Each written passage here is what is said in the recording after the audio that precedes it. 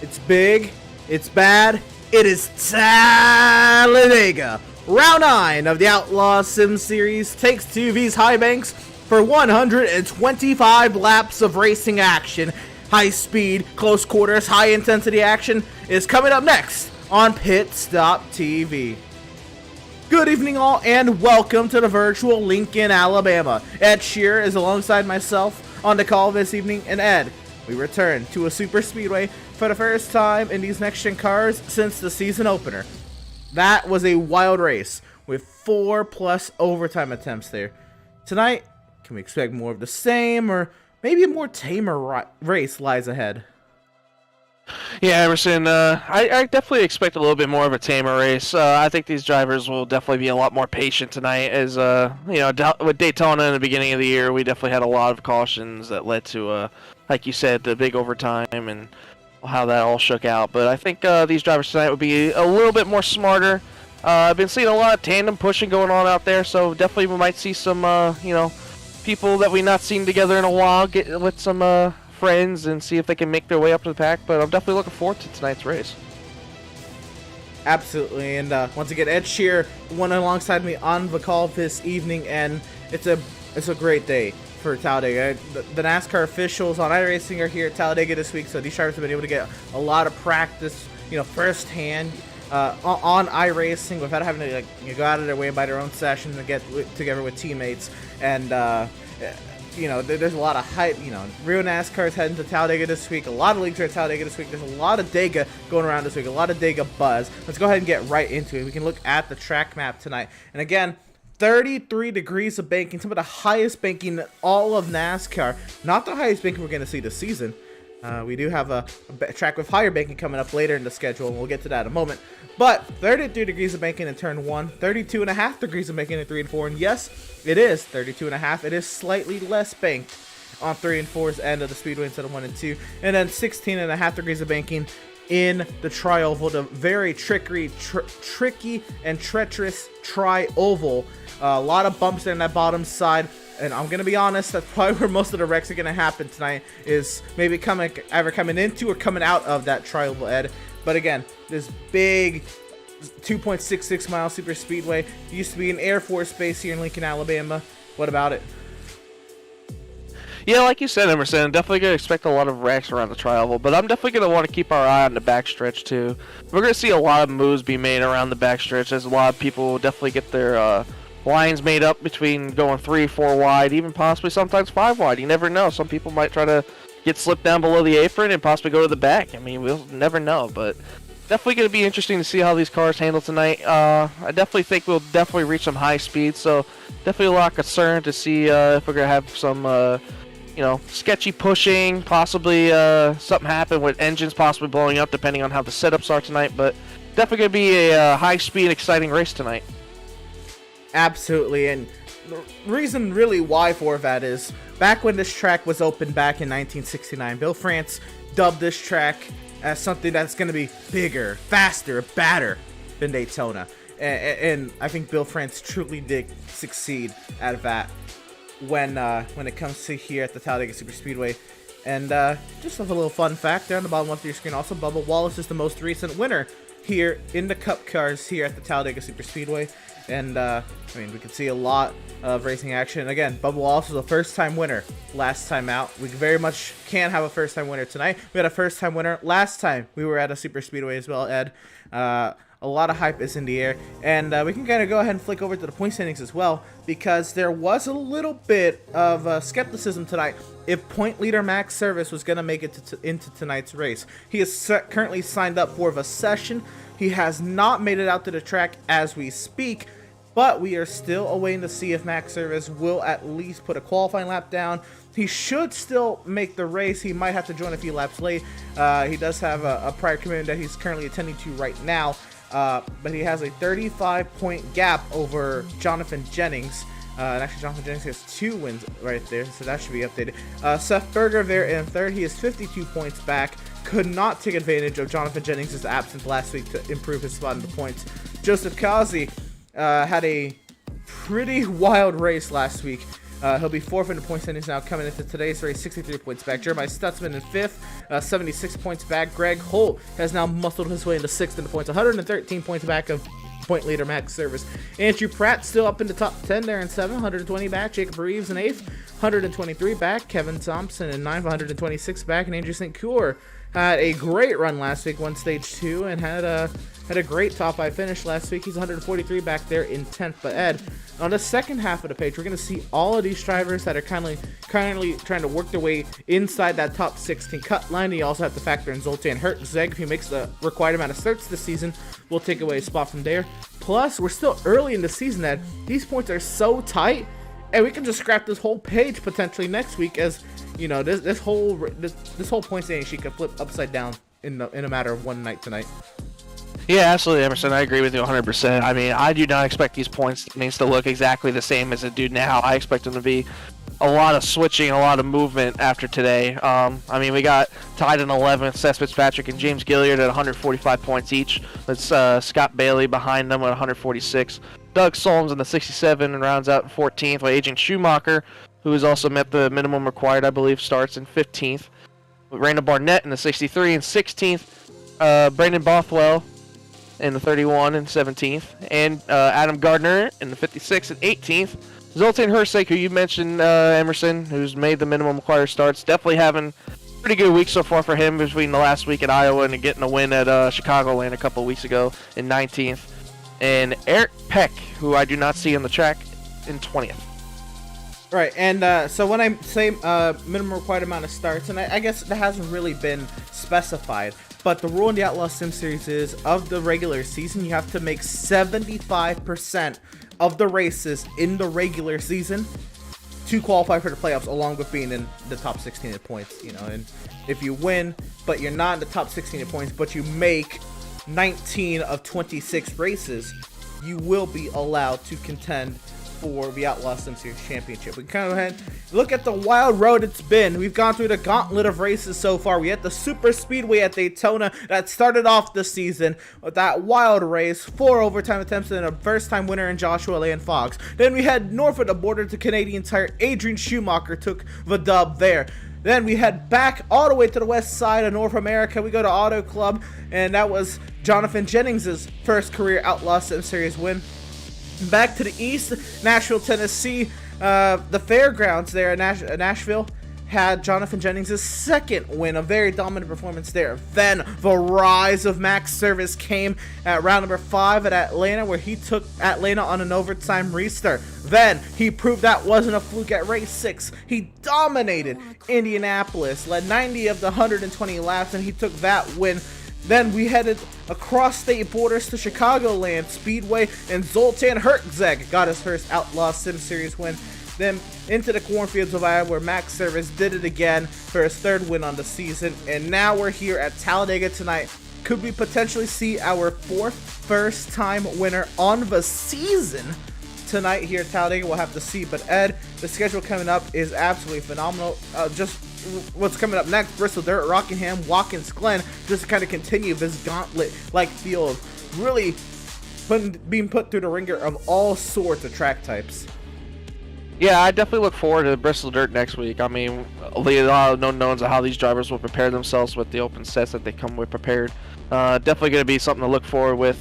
Again, Rockingham, we never know what's going to happen. And Watkins Glen, of course, a road course. Definitely going to have to keep our eye on the road course ringer, Adrian Schumacher there. He's been dominant at Canadian Tire. Maybe go with the road course sweep maybe in the first little half week or so of the schedule.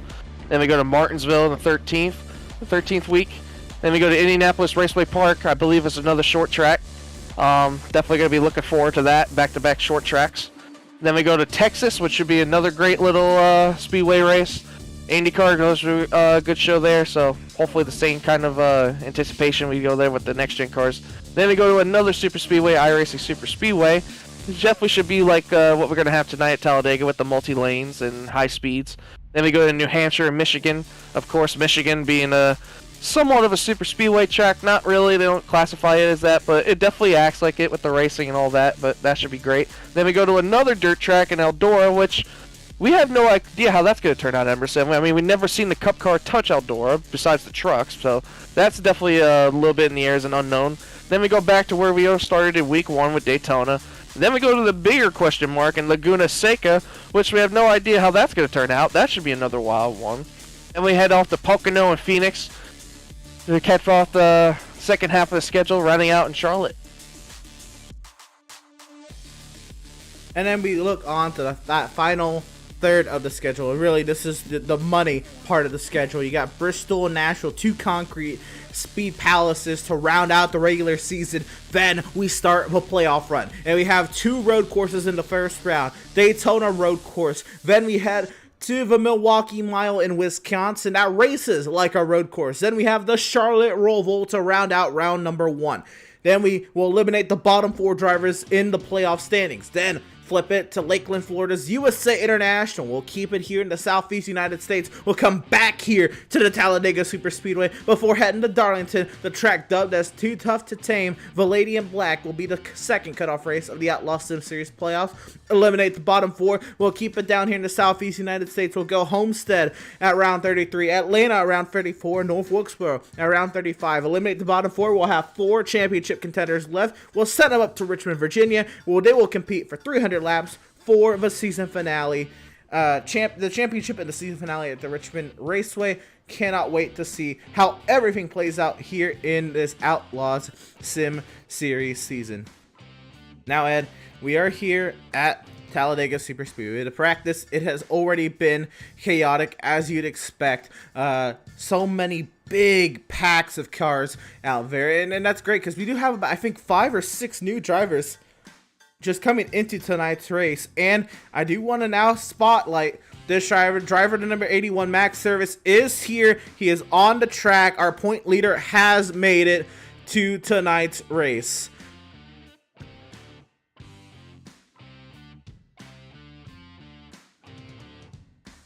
Max Service looking to add on to his 3 wins already, the dominant season Max Service has put on so far this season. He has a little bit of work. I know his plate racing isn't all too needs some little brushing up. His qualified is great. It's going to be how well can he race at the front of his field.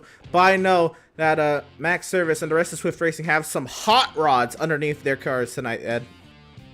Yeah, I mean, you and me know personally Max well, and you know, we helped him out a little bit this week. We, you know, he came to us for a little bit of advice on how to get better at these super speedway tracks between me and you, Emerson. So definitely look for Max to definitely, hopefully, take some of those lessons that we showed him a little bit and see how he prevails tonight.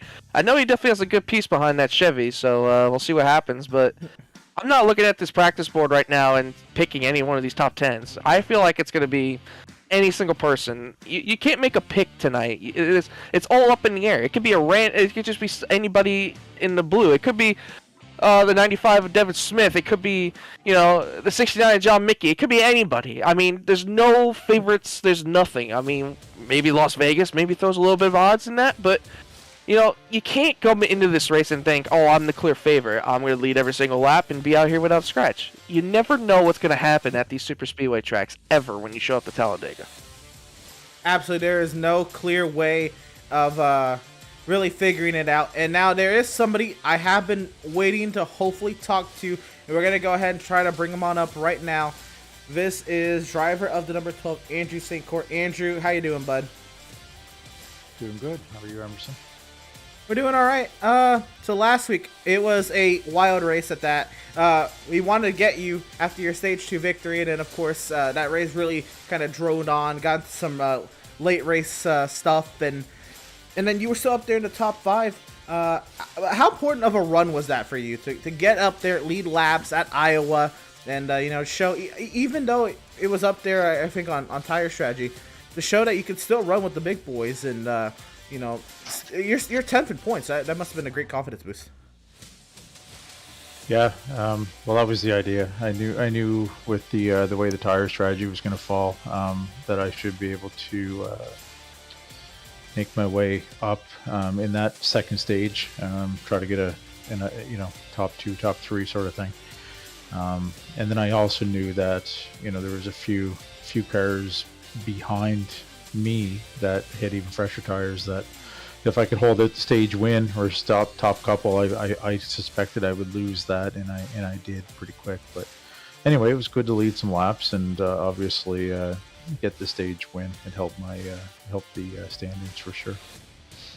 And now another thing, I think that was really cool to see. I think for the first time in a long time, you and Max were able to go toe to toe for the race lead. How cool was that? Was there a little bit of a smile on your face when all that was happening? I know y'all both came into the league together and all that jazz. What was that like for you to be battling Max like side by side for so many laps?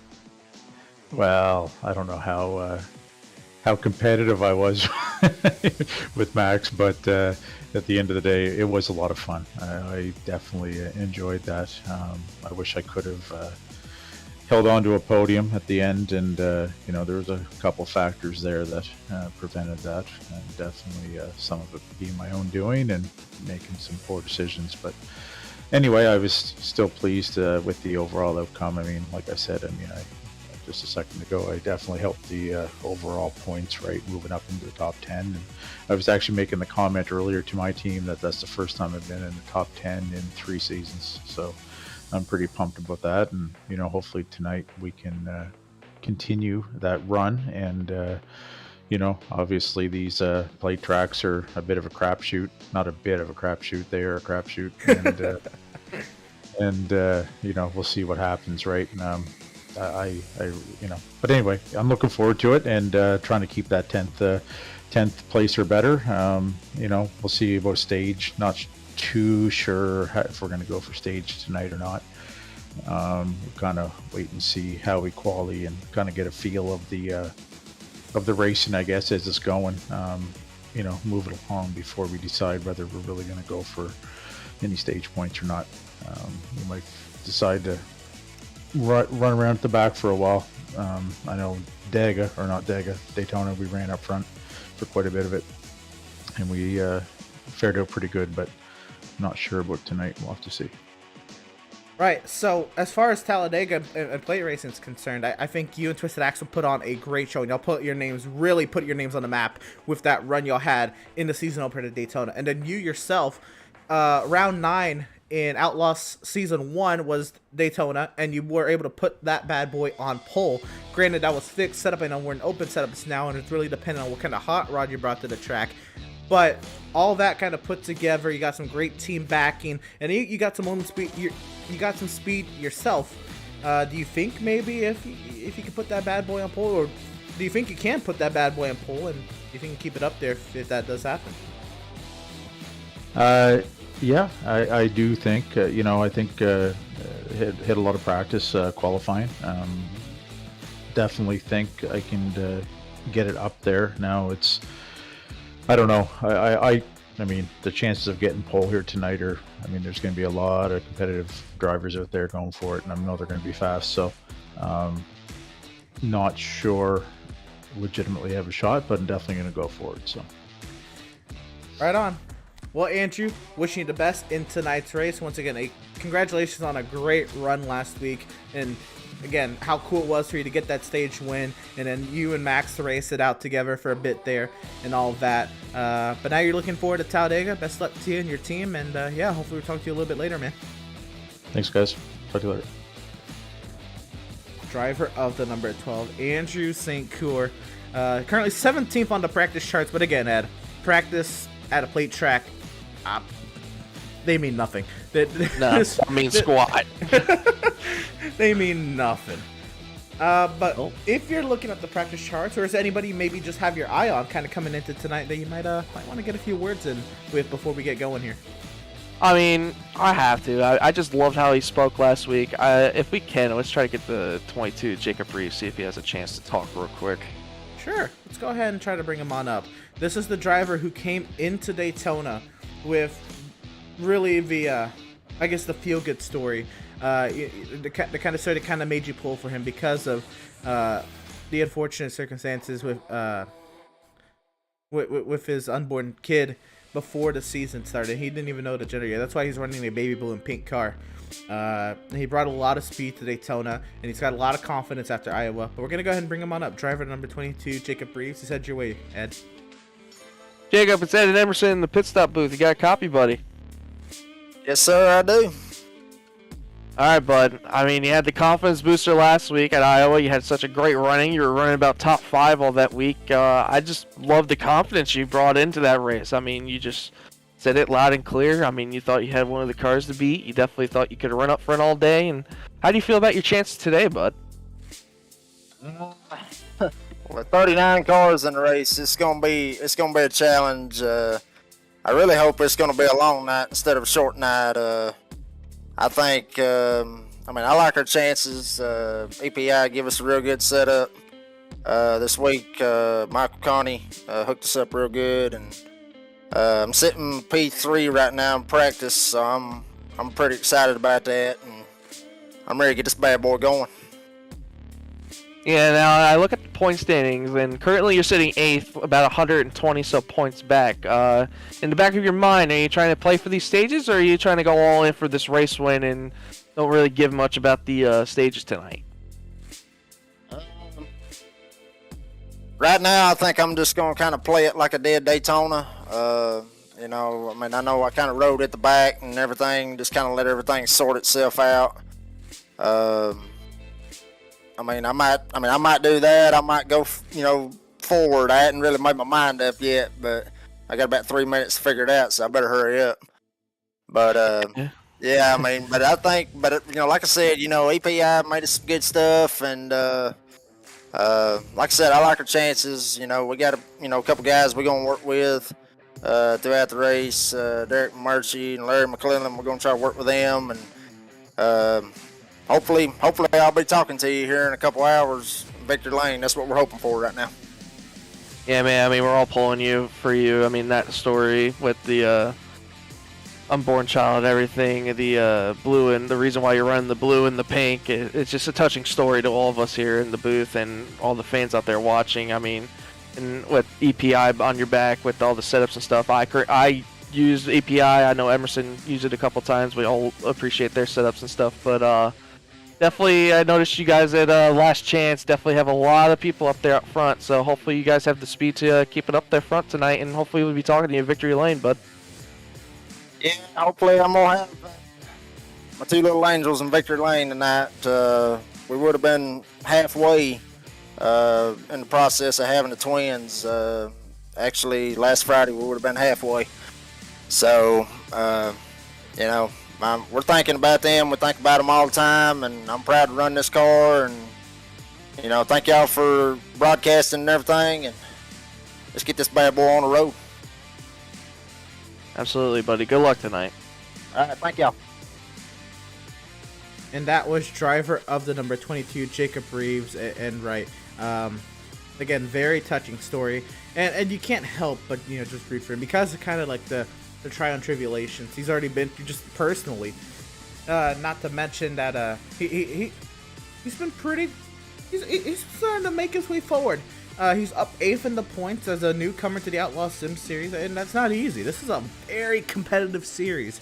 When you have drivers like Zoltan Hertzeg and Seth Berger and Greg Holt and Joseph Kazi, this is a tough series. And to be up in 8th in the points, that does say a lot. And as practice is winding down to a close, who knows what can happen tonight. Granted, tonight is Talladega. I think Andrew St. Court put it best. We just don't know what's going to happen tonight, Ed.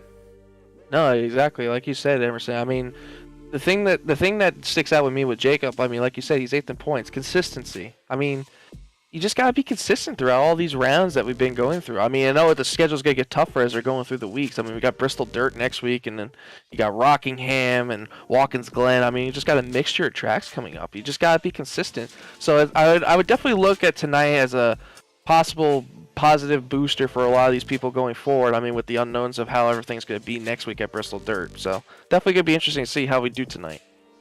I do want to say, as practice has just ticked over into qualifying, so we are now getting ready to figure out the starting lineup for tonight's race over the course of the next 10 minutes for Pratt, Tile, and Stone Polo Award qualifying. But I do want to say, if you're watching this on the Outlaws Sim Series page and you have not subscribed to the Pit Stop TV YouTube channel, please go subscribe. We're about to hit 2,000 subscribers on that YouTube channel. That'll be a big feat for us. So if you like what we're doing here for the Outlaws Sim Series with these the broadcasts here the past couple seasons, please go subscribe to the Pit Stop TV YouTube channel. Or if you're just watching on Pit Stop TV and you haven't subscribed, go subscribe. We're about to hit 2,000 subscribers, and again, that'd be huge for us. So go ahead and turn that red button gray. But here we go into qualifying now, looking for drivers to head out onto the track. Looks like one of the early takers is James Gilliard. So James Gilliard, he's one of those drivers who's always aggressive at these plate tracks. And I want to say maybe it's more or less controlled aggression. But he's always a driver who wants to get to the front and he wants to stay there. And certainly he's going to try to do that. We're going to maybe go ahead and ride on board with him here to see how he approaches this. I know a lot of drivers on their opening lap are going to ride up by the wall, but I know also some drivers who feel maybe that first lap is faster just because, you know, that's where you have the most fuel in the car. And we'll see what happens here as he's running at 179 down into turn number 1. Yeah, what I'm noticing different, Emerson, is look what gear he's in. He's in 5th gear. I mean, we know from the fixed setups here, I mean, you just usually just stick it in 4th gear and just ride around the whole time. But the way these setups are, I mean, maybe some of the shifting points are a little bit different in these cars for these gentlemen. So it's like you never know. I mean, maybe they'll be in 5th gear the whole way around, maybe in 4th gear. But I definitely look at James to be up there. I mean, he's part of that whole B&G Motorsports crew, and they pretty much had a lot of their cars in the top 10 in practice. So definitely brought a lot of speed in their cars this week. Absolutely. You cannot look past the B&G guys for a great run tonight. And again, some firepower like Zoltan Hertzeg, Brad Bothwell, Rob Gianni. There's a lot of good guys around James Gilliard, who he's no slouch himself. He goes top of the charts on his first lap around. We'll see what happens as the qualifying session kind of goes over. Want to look at Season 1 Talladega winner Garrett Velzy in the number 48 in that beautiful fictional Loser Pros number 48 Chevrolet, and Garrett really trying to see how this bad boy gets up speed. He's also in 5th gear. You can see on the telemetry there on the bottom right hand corner, and a little bit of a blink there. Hopefully he's able to keep it in the session. But again, Garrett Velzy, he has a little bit of momentum on his side. If you're talking about Talladega, in Talladega only, he has won here in the Outlaws Sim Series. Well, and not many drivers have. Yeah, like you mentioned, Emerson, I mean, he won here previously, so definitely bringing a little bit of experience on what he knows what he needs to do. Is a little bit more of a blink out here. Well, he's all the way by the wall. What? Ah, it's interesting. Oh, now he's just going to park it. That's 7th quickest for Garrett Velzy. How about league owner Adam Gardner here in the number 56? He's still looking for his first Outlaw Sim Series win. What better place to do it than here at the big bad Talladega Super Speedway. Adam Gardner painting that yellow line here to complete his first timed lap. That first lap will put him 6th quickest. And we're going to actually go ahead and bring on up time and scoring. So you'll be able to see qualifying happens as it goes. Somebody who has yet to see victory lane this season, I'm shocked about it, is the defending series champion, Greg Holt. Yeah, he's probably a little bit disappointed after last week. I mean, he definitely showed he had a dominant car at Iowa. I mean, he led a bunch of laps. It's just certain timings and the shifting of lane choice definitely played a lot in the factor of how his car was. So definitely looking for a little bit of redemption here this week for Greg Holt. So Greg Holt is on his first timed lap, and he's running up by that wall. Now, of course, you want to run as high as you can. That's the thought process. But iRacing recently has added an update, especially in the corners. If you're on right next to that wall, it's almost like it's side drafts. It kind of slows you down. So you want to be a little off the wall, and now he dives down to the bottom. He uses the hill to tri-oval, and he's going to go ahead and start his timed lap here. You want to get yourself a nice entry here into turn 1, and then keep that wheel nice and steady. Yeah, I don't know if you noticed, Emerson, but we kind of have a tie for the pole right now. Devin Smith and James Gilliard both ran the same exact times, as now Jonathan Jennings jumps all the way up there. And all right, well, man, there goes my spiel. Yeah, that was short-lived, but that's pretty crazy that Devin Smith and James Gilliard, man. Oh, wow. Wow. A tie. A straight-up tie-in. Right now, they're still second. And at that, the time was a 53.748. Max Service has now gone second quickest And we'll see what he can do on his third lap. Seth Berger is also out on the track as well on his second lap. We're going to watch the rest of Greg Holt's lap, then we'll go ahead and switch to them. Yeah, Greg coming through the travel here. Definitely carrying a lot more speed than I've seen with a lot of people. He's running about 179, 180 miles an hour. Definitely going down a little bit here. See where he goes. He goes a 53.9. That puts him P10 currently. Quickest. How crazy is it, Emerson, that currently right now P1 and P2 in standings are currently first and second? How about it? Let's go ahead. Actually, Max Service has just finished this lap, so we'll keep watching Brad Bothwell here, a driver who really won the most poles last season. Still has yet to really put that green number 31 machine on the pole this season. So Brad Bothwell now on his first timed lap, looking to see if he can change that. Yeah, he definitely looks really comfortable right now. I mean, I'm not seeing a lot of movement out of that 31 going through the corners right now. I mean, he's got that thing painted. That car does look planted right there in the middle of that inside line. And again, if you're new to plate track qualifying, Daytona Talladega qualifying, the shortest way around the track is the fastest way around the track when you're wide open. Julio Villalobos goes ahead in 6th and 2nd quickest, but still 3/100ths off Jonathan Jennings. So look at how many people are 3/100ths off of Jennings. My goodness. Yeah, Jennings put down a smoker of a lap, man. Absolutely. I mean, wow. The fact that he's now goes 6th. Great lap. I mean, like you said, Emerson, for all those new people out there that are watching and want to understand about Talladega and what you need to do to be better, that yellow line is your best friend. Nobody can go below that yellow line unless they're just, really desperate to get by you. But that yellow line is always going to be your best friend. Never, it's out of bounds tonight, without a doubt. Yeah, and it's out of bounds, so definitely going to be everyone's best friend tonight as we see Jeremiah Stutzman making his lap going down the back straight with a nicer looking paint scheme this week. Different for the 71. Auto Trader car. Oh, man, I love those cars this week. Man, smoking. It's been a while since I've really. I mean, that's a lot of blue in a race car, and I'm not opposed to it. Nice little orange stripe on the side, a little bit of white stripe to kind of add into it. Anyway, here comes the orange that gets you. I think it's the orange that gets you. You are a big orange fan. I love orange on anything really. Stutzman across the line. Where will that put him? He stays P11 quickest. And he actually went slower that time. He ran an 8:14, which was his better lap. That lap was an 8:55. So he works his third lap on board Rob Gianni in a Home Depot machine. Oh, you love to see it. Now here's an orange car. Oh, my man right here. This was my hero growing up, if nobody knows. I was a huge Tony Stewart fan, so definitely pretty cool to see the Tony Stewart scheme out here at Talladega. Good line, Rob Gianni. I believe that's that's gonna be his one lap, and Gianni puts it 16th. 16th.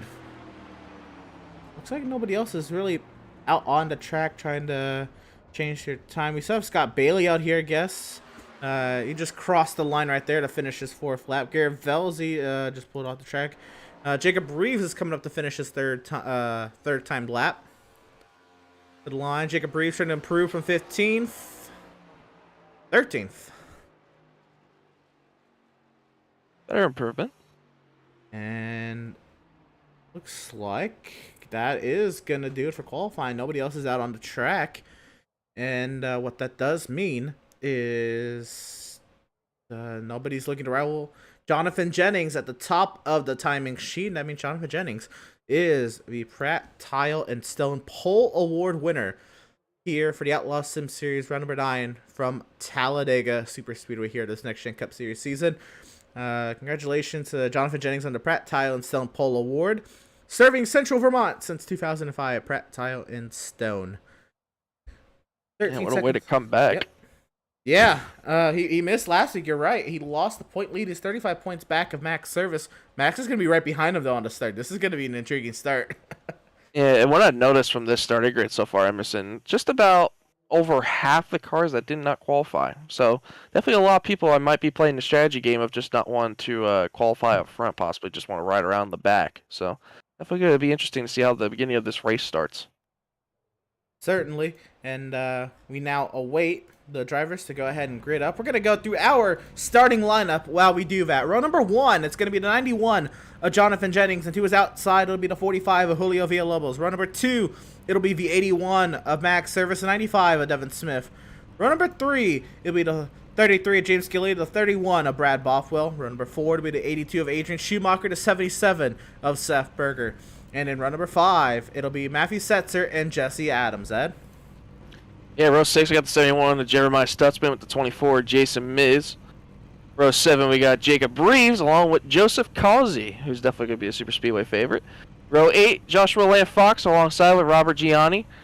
Row number 9, we got Greg Holt, Joseph Frog. In row 10, we got Scott Bailey and Adam Gardner.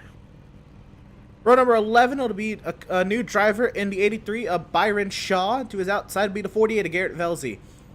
Row 12, it'll be 2 new drivers, Marty Phillips and Nicholas Shelton. Row 13, it'll be the 39 of Zoltan Hertzeg, the 44 of David Molnix. Row 14, it'll be the 84 of Derek McMurtry, and the 12 of Andrew St. Coeur. And in row number 15, it'll be the 14 of Nathan Aldrich, the 69 of John Mickey. Ed? Yeah, in row 16, we got Seth Fitzpatrick and Larry McClellan. I'm sorry if I butchered your name, but yeah, it's a little hard with all the new names out here. And then row 17, we got Eric Peck along with Randall Barnett. Row 18, Andrew Pratt and Matt Rogers, another newcomer, I believe, to the series. Row 19, we got Kevin Thompson and Andrew Schroeder. And in row 20, last row, we got Mike Petrin and Doug Solms. How about a 40-car grid for the Outlaws Sim Series field here at the Talladega Super Speedway? My computer is not hyped about a 40-car grid, but I sure am. This should be a fun one tonight. And there is the iRacing.com pace car rolling off the grid. While we do that, we still have time to take a look at the weather conditions. And it is a hot track. Air temp nearly 80 degrees Fahrenheit. It's partially cloudy, but 123 degrees of track temp with winds only 8.5 miles an hour out of the east. Ed, how does a hot racing surface factor into a super speedway race? Yeah, she provides some hot racing, but low-key, it's kind of hot out there. I had to open the window. It's kind of hot in here. The hot track will definitely it'll make these drivers kind of feel a little bit. You can't make the darting moves with as much confidence on a hot racetrack as I guess you would with a cooler racetrack. But I guess nonetheless, you're going to see drivers make those kind of darting moves as we have a 40-car grid for 125 laps. And that being said, it's 125 laps tonight. We have 2 stages where the top 10 in the running order will be awarded stage points at the completion of lap 25 and 57 tonight. And there will be no caution coming out for those stages. The session state will remain the same at those stages, and stage points will be awarded no matter what the session state is. But again, top 10 will receive stage points at the completion of lap 25 and 57. And that is, again, before the first and the second pit stop of the day, should we go green. Yeah, well, I've noticed it so far. Jonathan Jennings has a new paint scheme this week. Didn't notice it. I was looking to see where he was, and I'm like, oh, he's got a new paint this week. So definitely a new look for the 91 when he comes back. So nice to see him back out here. I know he took the week off last week at Iowa, but pretty nice little welcome back to get on the pole here. You know, get that little bit of momentum going, and you know, definitely excited here. I mean, we're coming to the green flag here. I'm excited. I know you're excited, Emerson. We're about to go super speedway races, man. I'm pumped. Absolutely, and the Outlaws Sim Series is definitely the series that does it right when it comes to this type of racing. Super Speedway Racing in the Outlaws Sim Series is about to get at it once again. VIRacing.com saved vehicle will make that high-speed left-hand turn into the safety of pit lane. The field in the hands of Jonathan Jennings, and we come to the grudgingly slow 60 miles an hour as we await the green lights and Jonathan Jennings to control the field for this green flag start. Still waiting for that green flag to drop. And it is green from Talladega.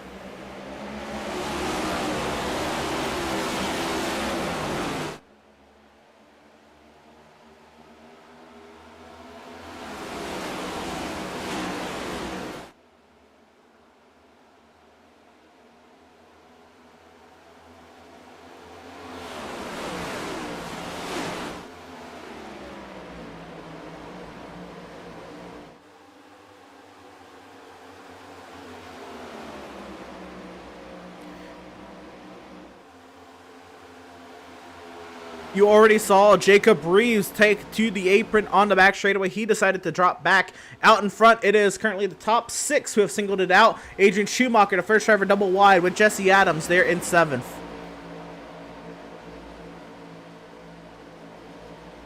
And we got a lot of movement going on back here. I mean, the leader of that outside lane so far is the 95 of Devin Smith, along with the 55 of Jesse Adams, with the 24 Jason Miz behind him. So maybe they're going to try to get something going here as they're starting to get a little bit more formed up on this outside line. Definitely seeing a lot of patience so far from these drivers. A lot of people backing out to get out in the back and definitely make some riding out decisions. But so far, so good so far from these drivers. It has been right on board with Devin Smith as he looks forward at his competition. Look at his run he's getting now as everybody's going to, on that bottom side, they're going to check up into turn 3. In this outside lane, that's really their time to shine, is on corner entry.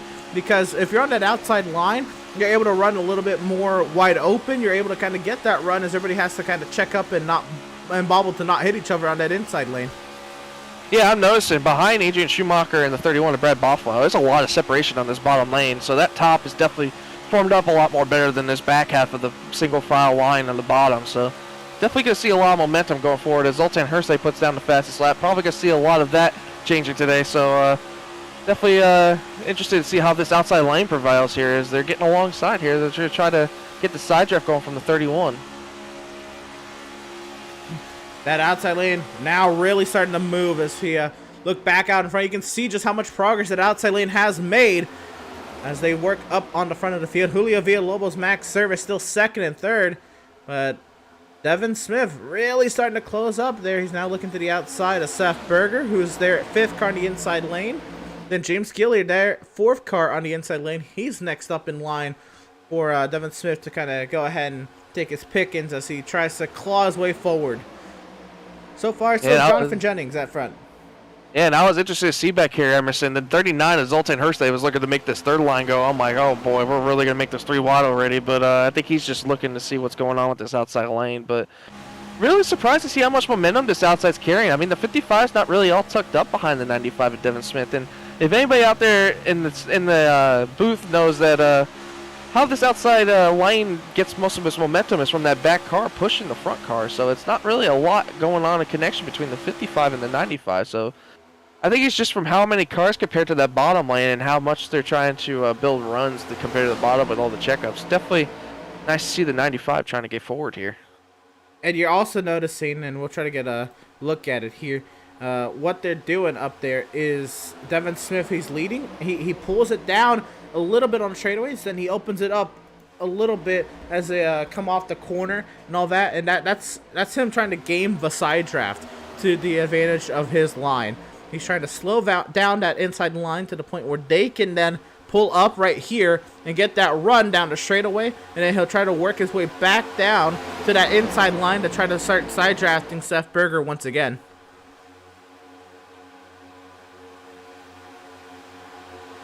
Yeah, I mean, he's just doing really smart moves right now. I mean, not a lot of excessive pushing here going on. I haven't really seen actually much pushing, to be honest. I think a lot of these drivers are just being patient right now. I mean, you never know how much you want to boil the temps. You don't know how the setup's going to be behind tucked in someone. I saw a lot of practice going on with a lot of tandem stuff, so it's definitely going to be interesting to see if we see how aggressive these drivers will get as we get closer to the end of stage 1 at lap 25.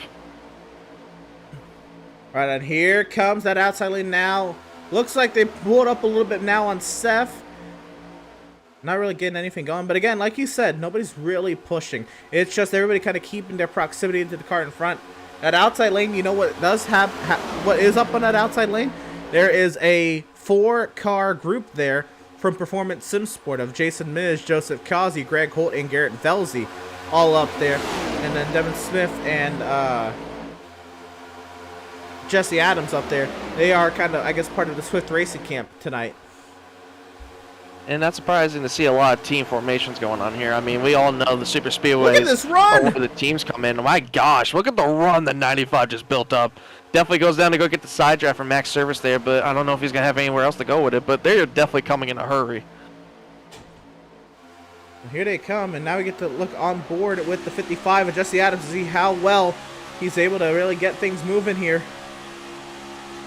If I'm him right now, we got to push it a little bit more. I mean, we built up that kind of run. Time to go.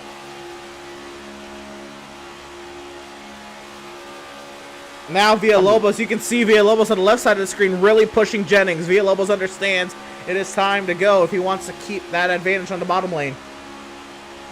Yeah, also got to be patient and worry about those temps. You got to keep your eye on that water temp and oil temp. Make sure you're not exceeding your pushes. Make sure you're not too tucked up underneath that car. Make sure you're giving yourself a little bit of air. As you see 95 going down again to get the side draft from the 81 of Max Service and the 33 James Gilliard.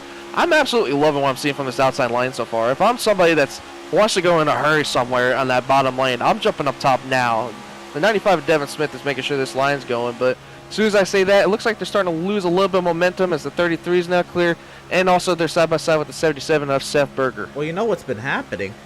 It is the intensity is picked up. Max has gotten to the rear end of Villalobos, and now Max wants to jump up. He doesn't jump up there, but he thought about it. You could see in the movement of his car, he wanted to jump in front of Devin Smith, and but Villalobos is right there on the rear end, pushing Jonathan Jennings, keeping that line moving forward, and it really shows in the intensity. It's only lap 8, but the drivers getting closer and closer to one another on that line really shows the intensity kind of pick up there. And that's how that line was able to kind of gain their advantage, while the outside lane hasn't really changed anything. They're just maintaining what they had. Yeah, they're picking up more cars a little bit. The 37 of Joseph Fogg has jumped up there now with Nathan Aldridge. Zoltan Herzeg's been peeking back and forth, running that bottom and top line along with his teammate in the 34 of Robert Gianni. So definitely a lot of mind games going on right now, not knowing which line everybody wants to run. But, I mean, Zoltan Herzeg's in the hot seat right now with all the line he's got right now. He could just decide if he wants to ride the bottom and stay patient, or if he wants to jump up top and possibly go with them to the front. So I'm loving what I'm seeing so far out of the racing so far. These guys are doing a fantastic right now. I do want to shift focus a little bit, maybe check in on the second group of cars that's kind of formed up back here. This is Eric Peck leading this group of cars. We got about 12 cars back here in this pack, and you see this a lot, especially in long league races at plate tracks. Drivers will kind of, throw their hands up like, you know what, we're not going to go for it right away. We're just kind of going to do our thing. Let maybe some drivers kind of weed themselves out early in the going, and we'll get up there, later when it matters. And this is a hefty group of cars. They're able to stay together. Even if this race goes green to the end, there's a lot of cars. They could make some hay a little later, but they are already 4 seconds back off the lead pack, and they can't fall too much further back before it starts to become a little bit of a too tall of a task to regain that lead pack. Yeah, a lot of contenders back here, too. I mean, the 22 who we talked to pre-race, Jacob Reeves was back here. We got the 67 to Doug Solons back here. But not to point any bubbles right now, Emerson. The 95 is caught side by side with the 45 of Villalobos and Jonathan Jennings. So we might have a battle here going on as the pushing is getting a little bit more serious up here. Certainly. We'll find our way back up to the front. We'll find Julio Villalobos having to really fight hard there with Devin Smith in the outside lane, trying to make something happen there. Now there's a lot of cars up there. Aldrich has joined, and one other car is showing up back there, trying to see who that is. I believe maybe the 83 of Shaw there. Really making some hay on that outside as well. And here they come. Devin Smith, the power run around the outside. He is cleared to the point. Is he going to clear down and leave his teammate right behind him that pushed him up there, though? Is he going to try to get him clear? Or do they even want to give up that potential line to the entirety of Performance Sim Sport really up there? Oh, if I'm them, I'm staying up there. I mean, they got the momentum right now. They've been able to maintain it. I mean, they're gaining more and more cars as this goes on, and now the 45 of Villalobos is going to get all tuckered up, all the back of Jonathan Jennings, give him a shot going down in the turn 2. Definitely going to give him more of a shot here going down the back straight. You see him. He's packed all up underneath that 91.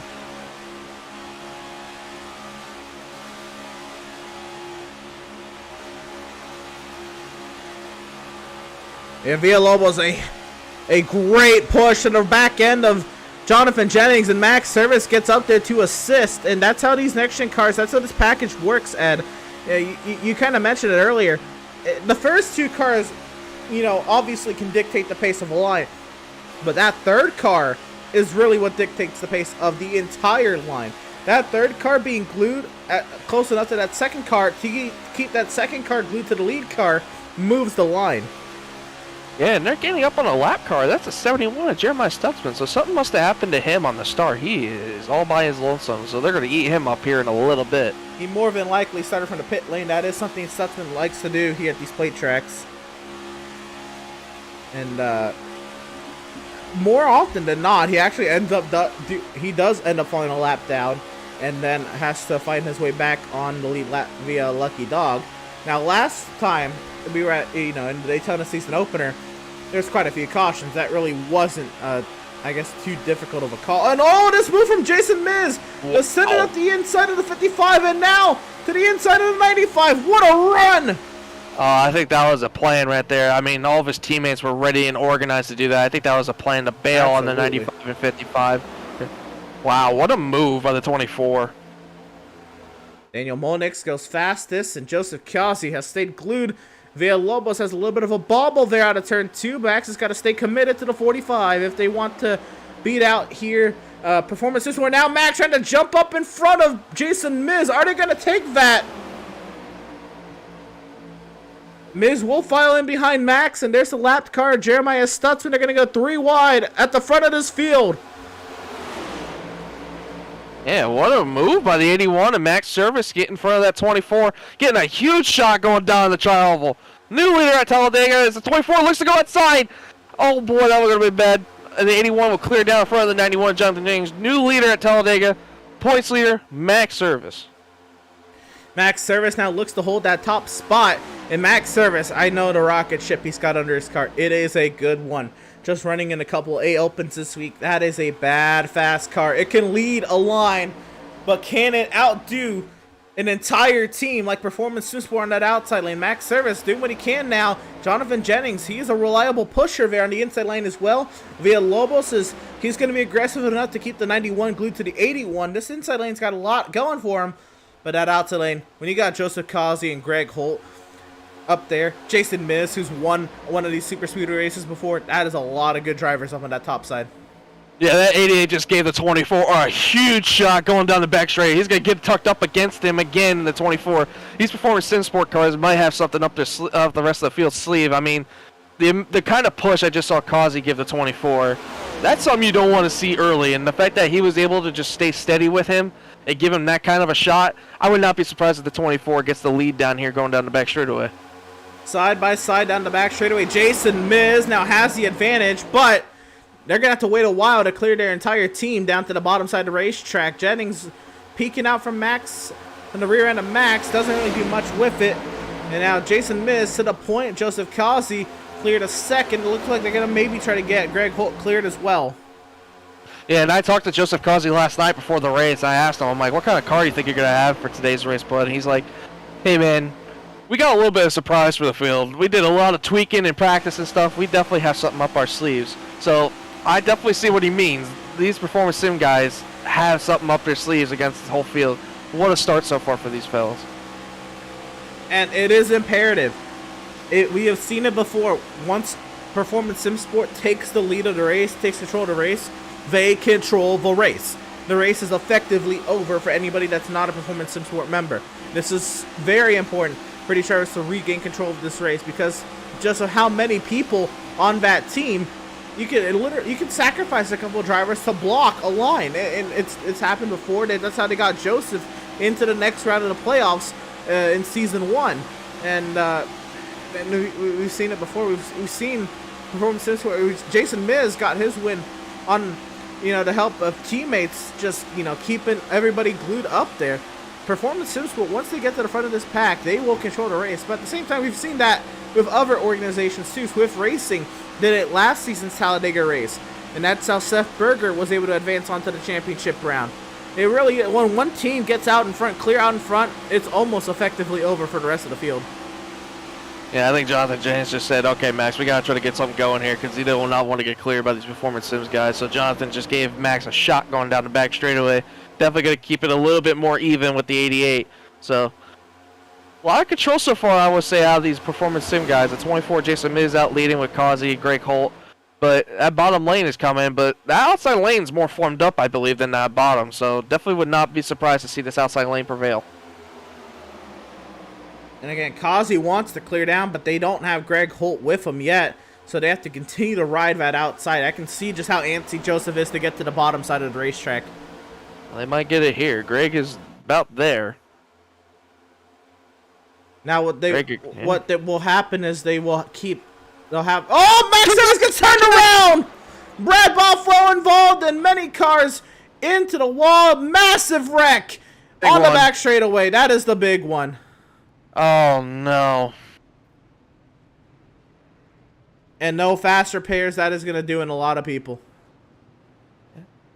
Yeah, our front 2 points leaders, the 91 and 81 involved. It looked like back from there, Emerson, it just looked like Jonathan was just not squared up enough with the 81 to give him a square push. And that's what started the whole... Oh, man. Wow. This early, too. Wow. Try to see if we can get the replay going here.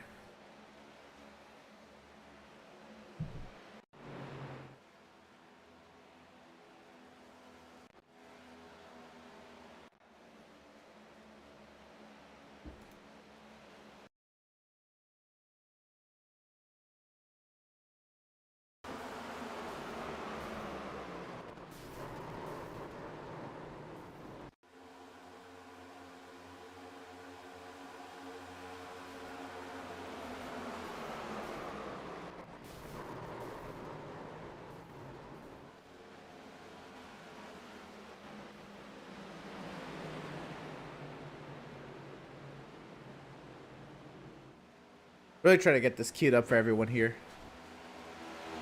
One moment. I will say this definitely benefits the 71 of Jeremiah Stutzman as he has got the lucky dog. So Jeremiah will be back on the lead lap. So his strategy did prevail for him. All right. So it looks like we have it here. We can kind of slow it down and try to see just what happened. Obviously, it looked like just a bad push to Max's rear end. We'll get to kind of see it all unfold here. Yeah, so the 81 moves down a tad bit to get on the yellow. I don't think Jonathan was ready for that and wanted to give him the push more square when he was before, and just tough timing for both of them. It's just rough. So unfortunate for the rest of the field that was in that. There. Wow, and the 95, I believe, of Devin Smith, who got shuffled back earlier. Oh, a lot of good cars taken out in this wreck. A lot of cars made it through it. I gotta say, it looks like about 20 or so cars were able to shoot through all the smoke, so it's not. It didn't look as big. We had a wreck on pit road just now. I think we're good though. Looked like Villalobos was trying to get into his box, and Greg Holt came out, and they about made some contact. I don't think either car has a decent amount of damage, so. And race control has deemed that to be on the 91 and 81 caution car. Of course, that makes the most sense. So definitely unfortunate there for a lot of good cars. I believe. I want to say, so far, Joseph Fogg and Joshua Landfox look like they got the big extent of that I can see, because they are still on pit road taking repairs, as we're seeing another replay here. See, as we see that 81 just moves down just a tad bit. The 91 wasn't as square, so that's what gave him a shot going the opposite way. Fortunately, collects the 31 of Brad Bothwell, and the rest of the field just nowhere to go.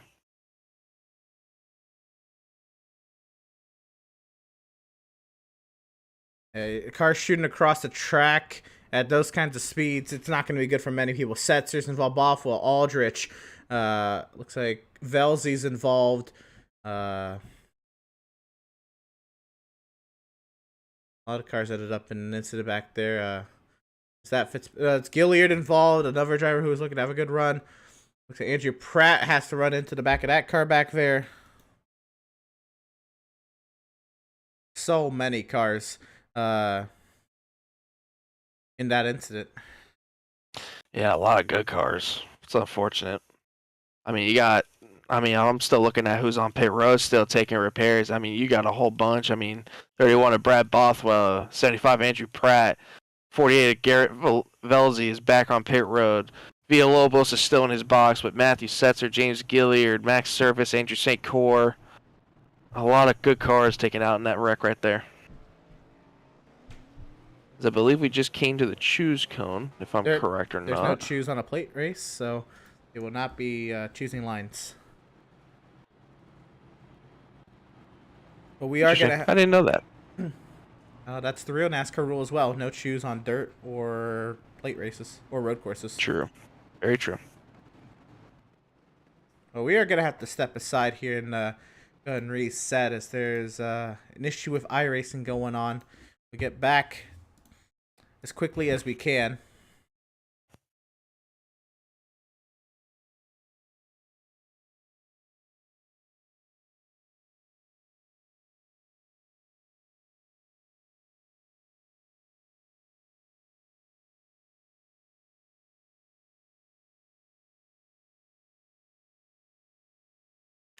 Yeah, so we have currently in first place Joseph Causey in the 88. There, Greg Holt is in second, along with his teammates Jason Miz. Seth Berger, Burger Nation in P4, along with his teammate Adrian Schumacher in fifth. Devin Smith, who came back after getting shuffled out earlier, in P6, with Zoltan Herseg in P7, with Adam Gardner in P8, Scott Bailey in P9, Marty Phillips rounds out the top 10, with Jesse Adams, Derek McMurtry, Daniel Molnix, and Eric Peck and Doug Solms rounding out the top 15. As still a lot of cars on pit road from that previous wreck. Villalobos has came back out with some damage, along with Velzy.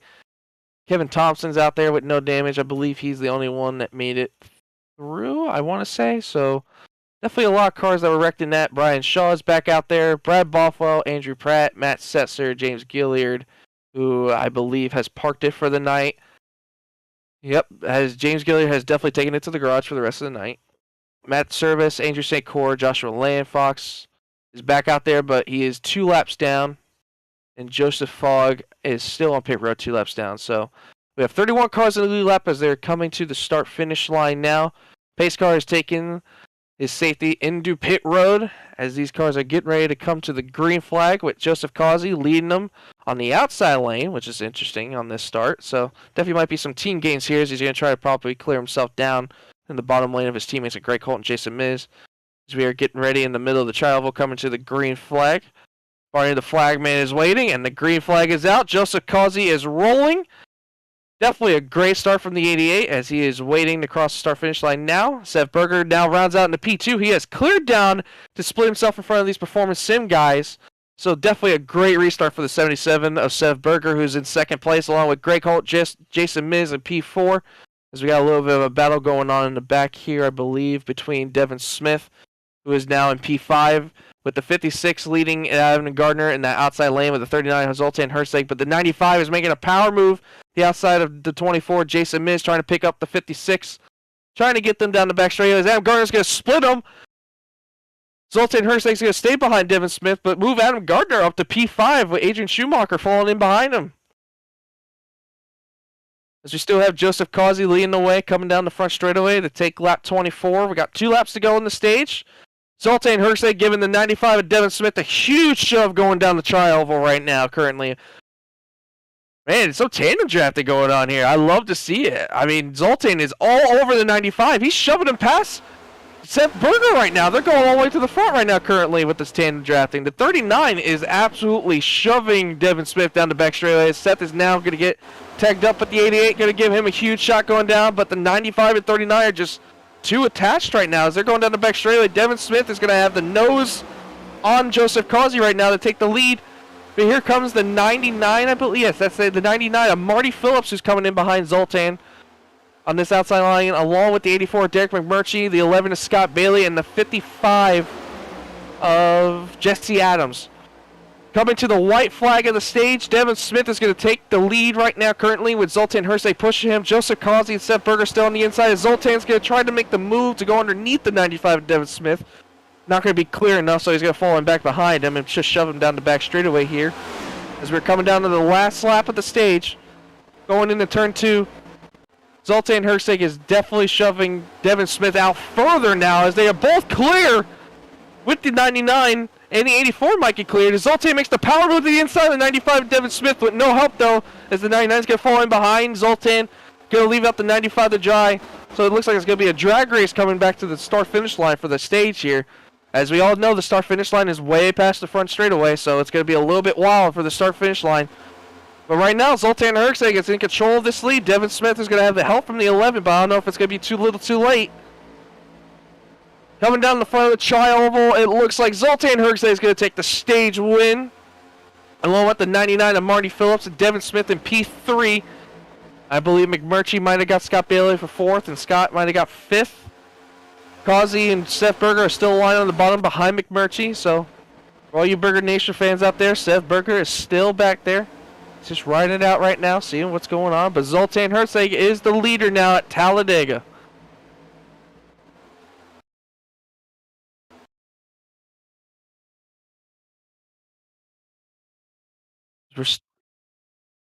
As we're still watching on, the 95 is still getting the help from the 11 of Scott Bailey, as the 55 has got shoved out of line in the 3rd lane with Adrian Schumacher. Greg Holt is now coming out, and now Joseph Causey jumps out from the bottom lane to pick up Devin Smith.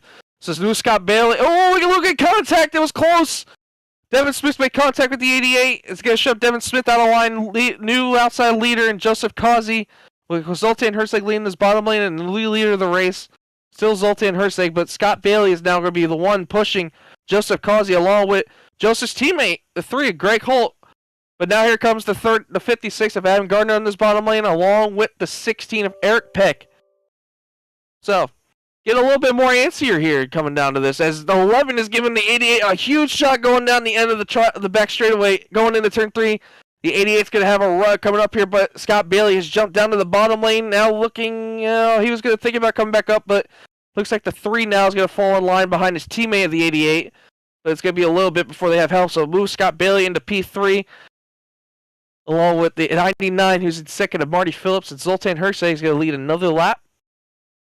So right now, majority's on the bottom right now. Joseph Causey and Greg Holt leading the outside lane. But Zoltan Hergsay, Marty Phillips, Scott Bailey, and Derek McMurtry leading his bottom lane. As we go down to turn 2. We are now 28 laps into this race. Well, what about a little bit under 100 laps to go? So, going down the back straightaway, nothing really going on much here. Zoltan Hergsay still leading out front. Definitely interested to see how these cars are handling right now, because we see the 3 of Greg Holt all over the back of Joseph Causey, giving him a shove, as we have Performance Sim teammates once again. The 24, the 3, and the 88 all lined up on the outside lane. Going to try to make the move to go to the front again. Zoltan Hergsay still has the 99 of,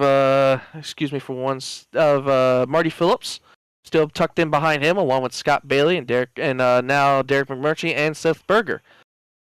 But right now, the outside lane is still coming, as they are now into turn 1, going in. 88 of Joseph Causey, who's leading the outside lane, is side by side with Scott Bailey for P3, with help from behind from Greg Holt and his teammate Jason Miz. And now the 95 is back into this with Devin Smith. So how about this? The second time Devin Smith's been shuffled out of line and now magically reappears back up into the front of the pack. So very interesting racing going on here towards the end of stage 1, as we're now into stage 2. Just coming around to turn 3. Joseph Causey again is going to have the run. Definitely a better run this time. He might get side by side with the 39 for the lead here. He's just about clear of the 99, but he's not going to come down because he's with his teammates currently. As we have the lap car there going by of the 81 of Max Service, who's back on track after damage repairs. Now, new leader at Talladega, the 88, Joseph Causey, is out front currently. That whole Performance Sim team is out front right now currently. The 3, the 24, all behind the 88, Joseph Causey, but they are not cleared down to the bottom lane, as they are all tucked up top right now. Zoltan Hergsay is still leading this bottom lane, along with Marty Phillips and Scott Bailey and Derek McMurtry. But this outside lane is getting more and more cars as we go, as Greg Holt and all the performance guys just got cleared just now, moved down to the bottom lane and cleared themselves to the bottom. So now the top 3 all Performance Sim cars, Jason Miz, Greg Holt, and Joseph Causey. So now the lead car in the outside lane is Zoltan Hergsay, throws a mean block on Devin Smith, who's going to get a shove going down the tri-oval here. Who now leads the outside lane is Zoltan Hergsay and Devin Smith.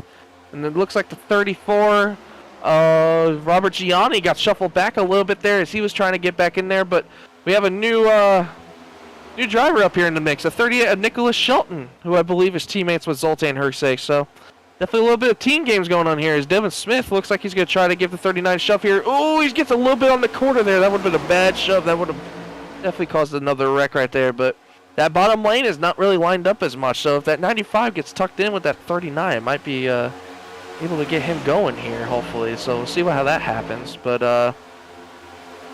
right now that bottom lane is not really all teched up right now. It's right now just a 4, maybe 5 car pile away right now, as The 11 is the last car in that, and the 84 and 77 of Seth Berger are a little bit further back, but it looks like as soon as I say that, the 84 and 77 and the 56 of Adam Gardner all get a run to close up back to that bottom line, and the outside lane is now just slowly but surely falling off pace a little bit, as it looks like we might be going to a single file race here, but I would not count out this outside lane to form back up again. I mean, they've been making runs, so I would definitely not be surprised to see them start making moves again as the 34 makes a run on the bottom lane. I would not be surprised to see him try to make a team game here with his teammate, the 39. But as soon as I say that, the 95 gets lined up with the 39, gives him a shove going into turn 3. Right now, Zoltan Hersek, who's leading the outside lane, is going to be side by side currently with the 77 of Seth Berger. Looks like McMurtry's thinking about possibly jumping up, but he looks like he's going to stay in close contact with Seth Berger on the bottom lane. So right now, still up front, there's the Performance Sim teammates of Joseph Causey, Greg Holt, Jason Miz. 1, 2, 3, with Marty Phillips in 4th, Scott Bailey in 5th, with McMurtry and Zoltan Hersek battling out for 6th and 7th. Seth Berger rounds out 8th with Devin Smith in 9th, and Adam Gardner rounds out your top 10 currently at Talladega. As once again, Something going up on the back straightaway is Zoltan Hersek and Devin Smith.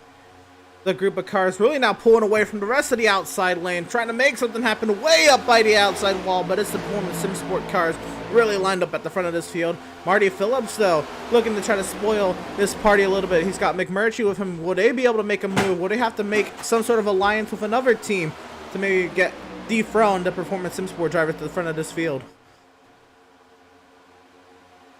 as a 38's going to go 3 wide and bail on the 95 of Devin Smith to get lined up with his teammates. So it might be a little bit of team games there to get bailed out with his teammates there. So it's a little bit of an interesting move right there. If I were them, I would have just stayed lined up. I mean, the more they lose cars, the more they're going to lose ground on this front pack. So a little bit of interesting strategy there from those teammates.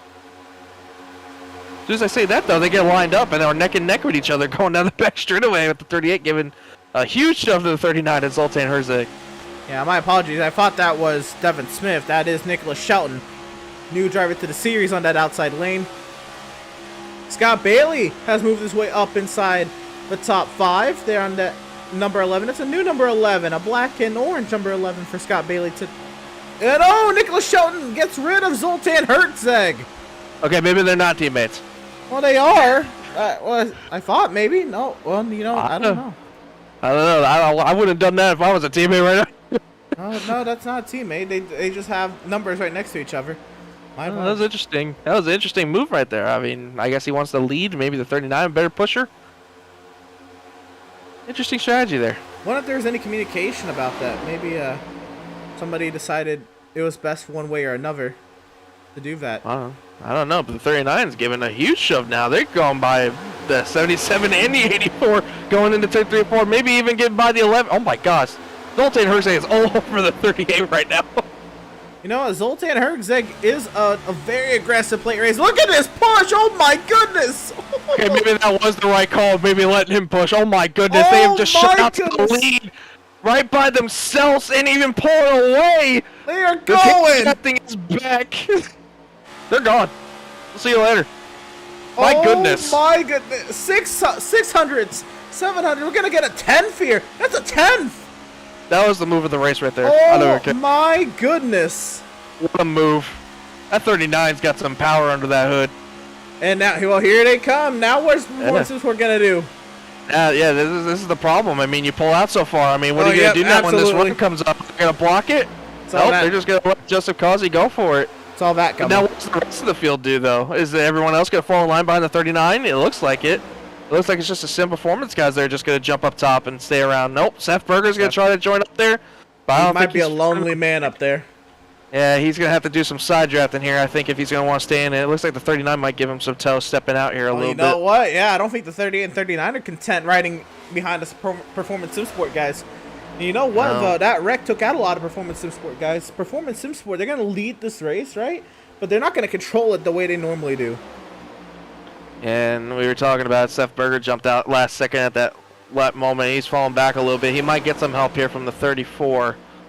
But I think that might be his only chance. Yeah, the 34 is going to line up with him on the outside lane. But I still can't get over what a shot that 38 and 39 did to the front. I think they're going to try it again here. Oh, my goodness. If they do it again, Oh my gosh. Oh, Causy's gonna try to block it, maybe. Oh my gosh. He tried to disrupt it, but it doesn't matter. He got the 38 clear. 39. 34. You know, Gianni's gonna push Seth if it's gonna help his teammate. And now, you know, they're controlling the front of this field. If they're not teammates, I don't know. And the 38 just jumped down right in front of that 88. I don't know if he liked that. And Zoltan's going to just say, I'm coming down too. Now, Seth Berger, he only has Zoltan Hertzeg's teammate behind. Is there going to be any sort of gamesmanship maybe to get Gianni up here as well? Or is Hertzeg going to be all by himself? Is he going to race like every man for himself this early at Talladega? I don't know, but Burger Nation said, hey, let me try to get involved in this. I like what I'm seeing from this pack right now. I mean, he just lost probably his best tandem partner, Max Service, to that wreck last earlier, so he's going to have to try to find some new friends possibly out here. So definitely something that Seth is probably going to have to think in the back of his head, possibly work with these guys. Yeah, he doesn't have any teammates up here. He's got Schumacher down in 16th. It's about it. And now that outside lane is fading. And Hertzeg and Shelton have gotten clear to the front, but they're not in the order that favors them. Hertzeg pushing Shelton is really the winning combination. Here comes Causey and Holt, but they're going to leave Miz on the inside lane. Yeah, Miz got side-drafted by the 77. Here comes Seth! Burger's going to go for the shot down at the bottom. 3 wide! Going into turn 4. Zoltan's going to jump to the bottom. Oh, my. Causey and Holt stay together, though. Is Miz going to push Seth, knowing that his teammates are on the outside trying to take the lead? I don't think these guys understand we still have another 80 laps to go in this race. I think we're coming close to the finish. I think they think. Getting exciting. Oh, 4 wide! For a minute. Oh, man. Oh, look, the 30 trying. Here comes Gianni. Yeah, here comes the 44 and the 96. Where did they come from? Oh, boy, here we go. 3 wide, potentially 4 for a race lead here at Talladega. Here comes Shelton and Gianni. Clear. Wow. What a move by the 34. I'm telling you, those teammates right there between sideways. the 34 and the 39, best tandem. Oh, around goes the 38. On the bottom. And Causey and Hertzeg go around. Oh, Causey, save it. Causey's going around. He's going to collect Seth. Causey's going around in the middle of the pack. Caution's out. Looks like the 14's missing the hood, so he must have ran in the back of somebody. Unless he was involved in it. Actually, no, I believe. Gianni is around. Berger got damage. Hertzeg lost positions. What just happened? It looked like the 34 after he made contact with the 38. I want to take it. Because once he shoved that 38 out of line, I mean, they were gone. So, like, down here back straightaway, 34 and 38 are going to tandem draft. Here we go. See, they were sideways. Gianni still kept on the 38. He dumped him. Causey to go to the inside, clipped Hertzeg. I think the 34 might have something to do with that, because look how much momentum he lost as he came back to them. Seth got hit. Causey's trying to not hit anybody else. I mean, Causey did as good as he possibly could there to get minimal damage. Yeah. I want to ride on board with the 34 of Robert Gianni. Yeah, let's listen here how much he goes down possibly. I mean, he definitely lost a lot of momentum coming down the back straightaway going into turn 3. I mean, he's all hooked up to the back of the 38. Just listen to how much time he loses after he loses the 38 here. Yeah, he just gets eaten up as a whole. Everybody had to dart to miss him. Yeah, it's tough too because the 34 is just trying to get out of everybody's way. Oh, and he clipped the banking shift right there. And I think minimal damage. You know what? I don't think anybody has gone a lap down since the first caution besides the wrecked cars, which I think Max Service 8 laps down. One of his laps. Is gonna be the lucky dog. Oh no. Okay. Yeah, you know we're probably gonna hear about that later. The Quintimidator's here in full effect. Oh, he's in full effect, all right. All right. Well, now we have this opportunity to well, first let's see how pit stops go. But Jeremiah Stutzman has gone from a lap down to the race lead. Shocker. Strategy game at its finest here, ladies and gentlemen. Jeremiah Stutzman. Well, I'm going to go ahead and try to bring up this driver of the number 24, Jason Miz. You can bring him on up. All right, Jason. What'd you just see right there? Stupidity. I mean, we're, what, 37 laps, 39 laps into a 125 lap race. I literally just told the Discord I'm checking up some because I don't like what's going to happen. And next thing I know, smoke everywhere. It looked like a fairly small accident for what happened, but you were there, you were lined up with your teammates, then they kind of left you. They went to go tandem and try to duke it out with Hertzeg and company, and nearly lost both of them right there. What did you see, and were you able to maybe join them and choose not to, or what No, happened I wasn't quite clear at the time. Oh, okay. And I just think we need to just chill and ride. I'm still a long time. I just wanted to lead one lap earlier is why I jumped like I did. Well, you're up here now, kind of a whole new rework of the drivers around you because of the the caution. Now looking at you, I mean, obviously, I'd imagine you trust Stutzman, and then some of the names you've just raced with for a while now. But now you're second. You'd be outside front row if Stutzman looks to the inside. Well, you might be pitting here. Yeah, he's pitting. All right, you might be the leader here. So, Avat, how hard are you gonna fight to try to hold on to that race lead? Not hard enough to do anything stupid, but I mean, stage is coming up soon, so I'm gonna try to get as many points as I can. Fair enough. Does your win at Daytona last season kind of ring into your mind now with kind of the track position you got in here? Or is it just way too early to even be thinking about something that far ahead? I mean, you're always thinking towards the end, but way too early to be thinking about that. I just need to make it out of this to be able to have a chance. And I do a lot of super speedway racing, so this is way too early to say anything. Fair enough. Well, Jason, we're going to leave you back to it. You got your lap led. There you go. I led earlier, sir. Oh, you did? Okay. I had to reset the sim a couple times. It's not been fun. Oh. So Well, appreciate everything you do, though, brother. Appreciate it, Jason. We're going to send you back down to your team, and yeah, best luck to you. Hopefully we'll talk to you a little later on. Driver of the number 24, Jason Miz.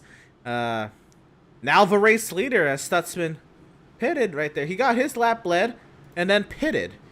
I'd imagine Stutzman is one of those drivers. He's going to hang out at the back. He's going to probably be a part of that second pack, hanging 4 seconds off the field.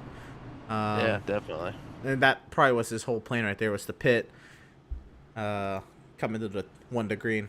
So, the reset here is we've had a whole new list of drivers. It's Jason Miz and Daniel Molnix. Then it's Scott Bailey and Adam Gardner. Derek McMurtry, Devin Smith, Jacob Reeves, Greg Holt, Adrian Schumacher, and newcomer Mike Petrin. Here in the top 10. Ed, a rework of the front 10. Do you think we've seen the last of the 3 wide for a while, or do you think we might get right back to it? Absolutely not. Nope, we're going right back to it. But, well, I'm interested to see here. 24 Jason Miz doesn't have as much as his friends. I mean, Greg Holt's back there in 7th place, but his teammates are not behind him. I mean, maybe the 11 of Scott Bailey might work with him here, but as we're getting ready to go green flag, I'm going to be interested to see what kind of games these guys are going to play now. Not a lot of teammates lined up here now in the start-finish. Well, what's going to happen here is there's the iRacing.com safety vehicle finding its safety in the pit lane. We're going to go ahead and go crank it up for the next couple of laps, and we'll let you enjoy the sights and sounds of the sim.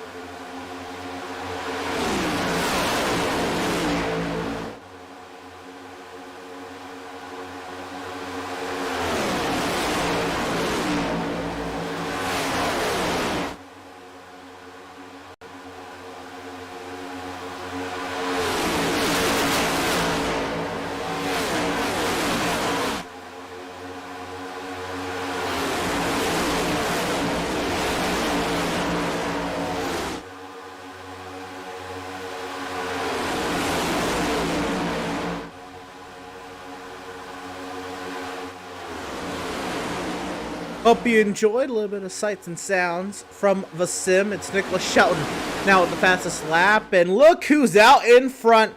League owner Adam Gardner has taken it to the point. He's got Derek McMurtry, Scott Bailey, and Jacob Reeves behind him.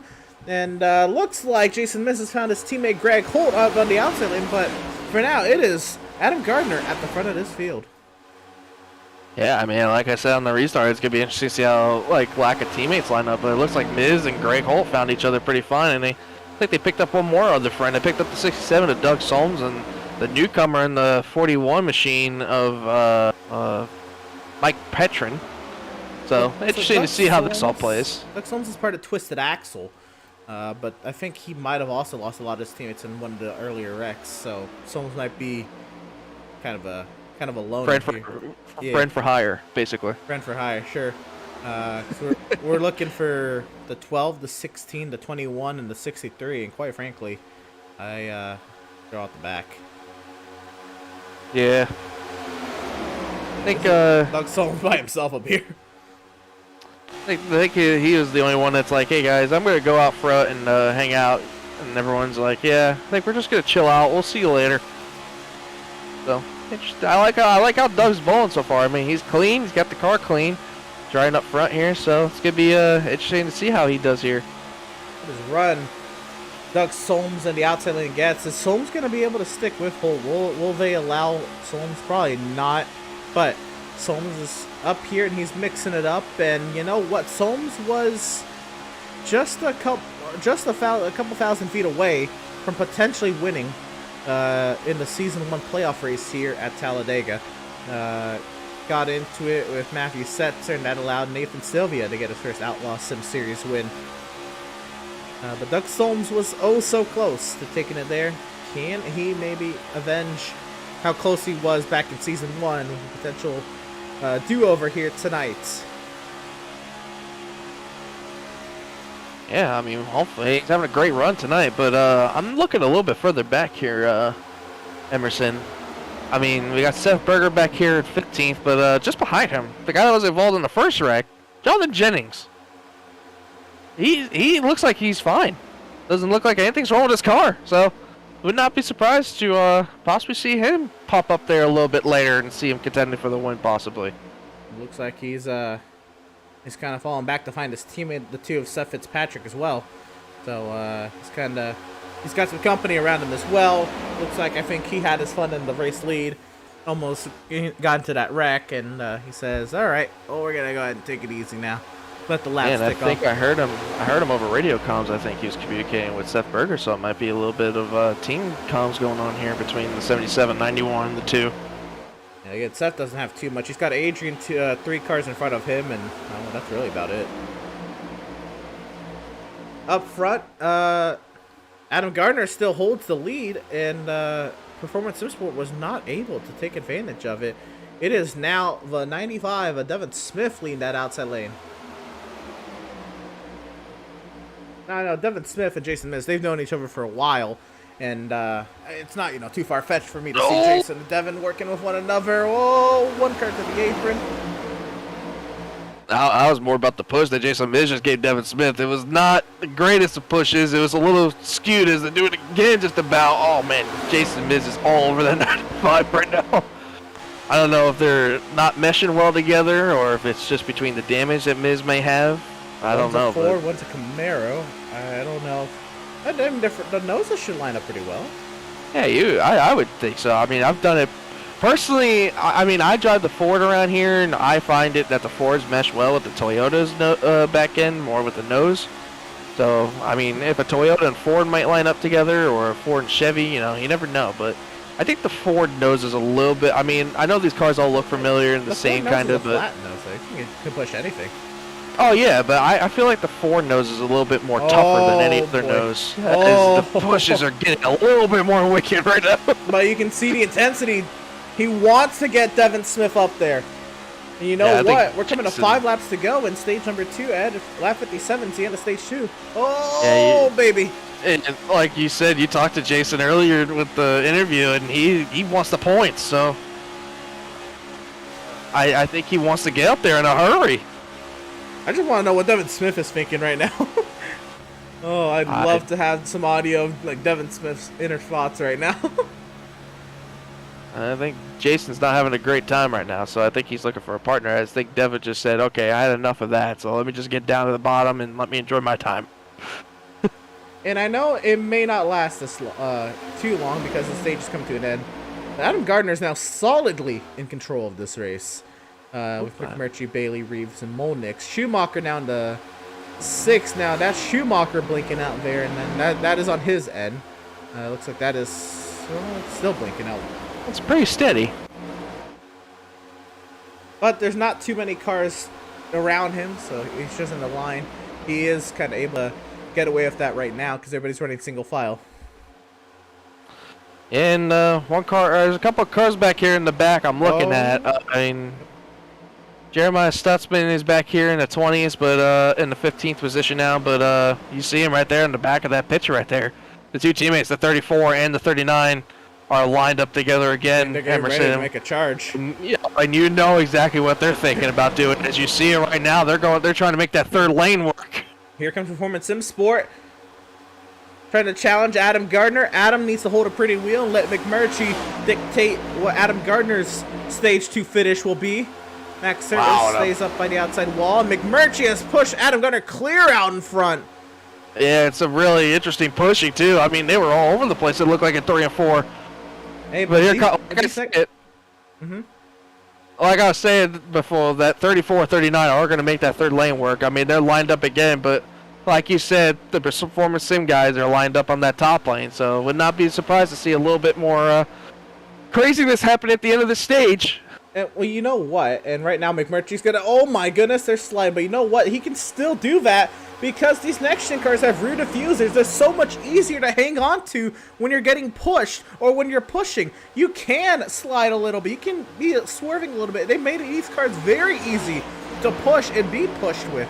So you can have someone who's a little bit more unexperienced with pushing do well with pushing.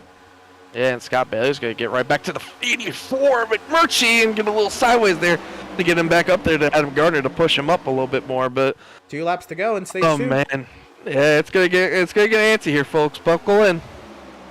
Here we go. Adam Gardner, Derek McMurtry on the inside, Jason Miz, Greg Holt, and Joseph Causey has made his way back inside the top 10. Yeah, race control just did the 82. They go to the back. The 82 go to the back for excessive blinking, so the 82 is going to drop back a little bit further to the rear. But wow, what a save right there from the 34. This is getting a little bit more antsy as we're coming to the white flag in the stage. It's not going to hurt the inside line, even though the inside line really looks like it's only these three cars. Everybody else is kind of along for the ride.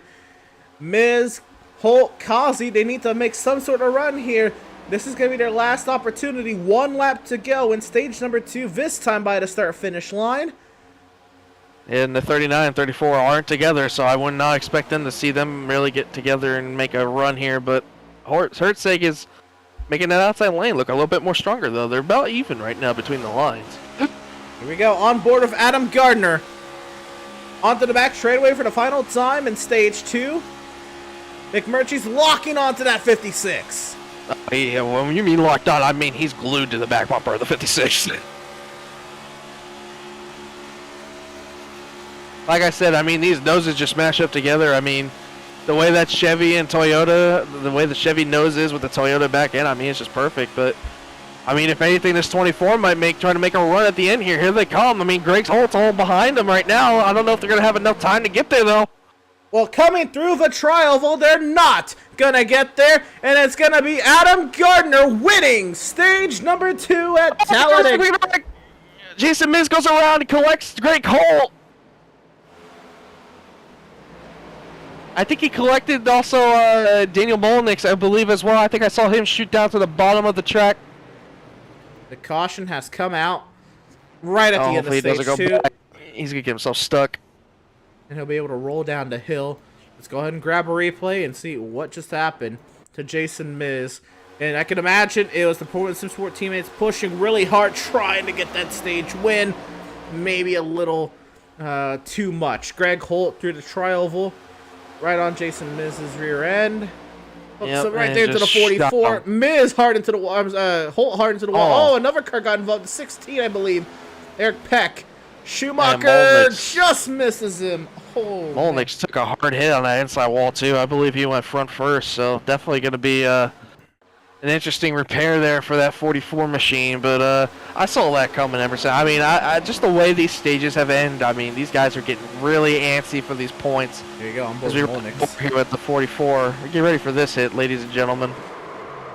Oh, just can't save it. Oh man, that's especially going that's about the 100, competitive thing. 190. Yeah, especially going 180, 190 miles an hour. I mean, that's gonna hurt a lot. You'll feel that one tomorrow, probably.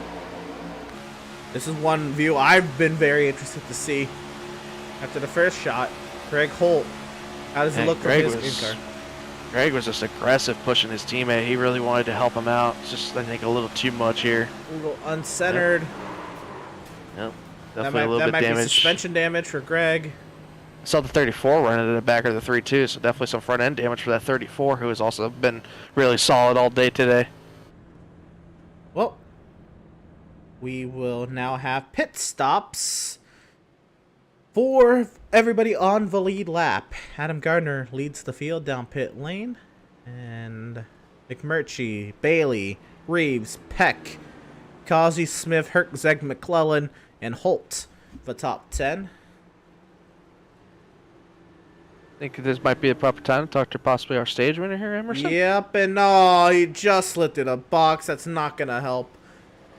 We will get to do that. We'll let him finish his pit service, you know, make sure he doesn't speed on pit road and all that jazz.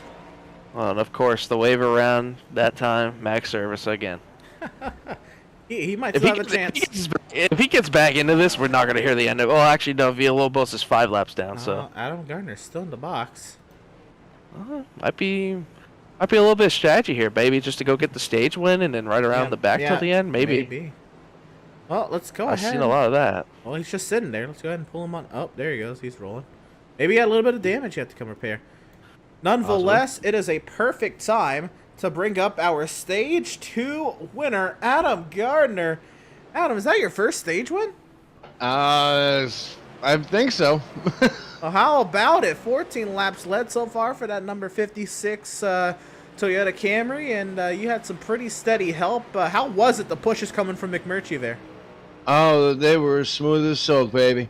Definitely big thanks to him there for that help with those pushes. All the guys really over here at Last Chance, we all worked together really good there, and definitely appreciate the commitment from them and the team effort, and look forward to seeing if we can bring it home now.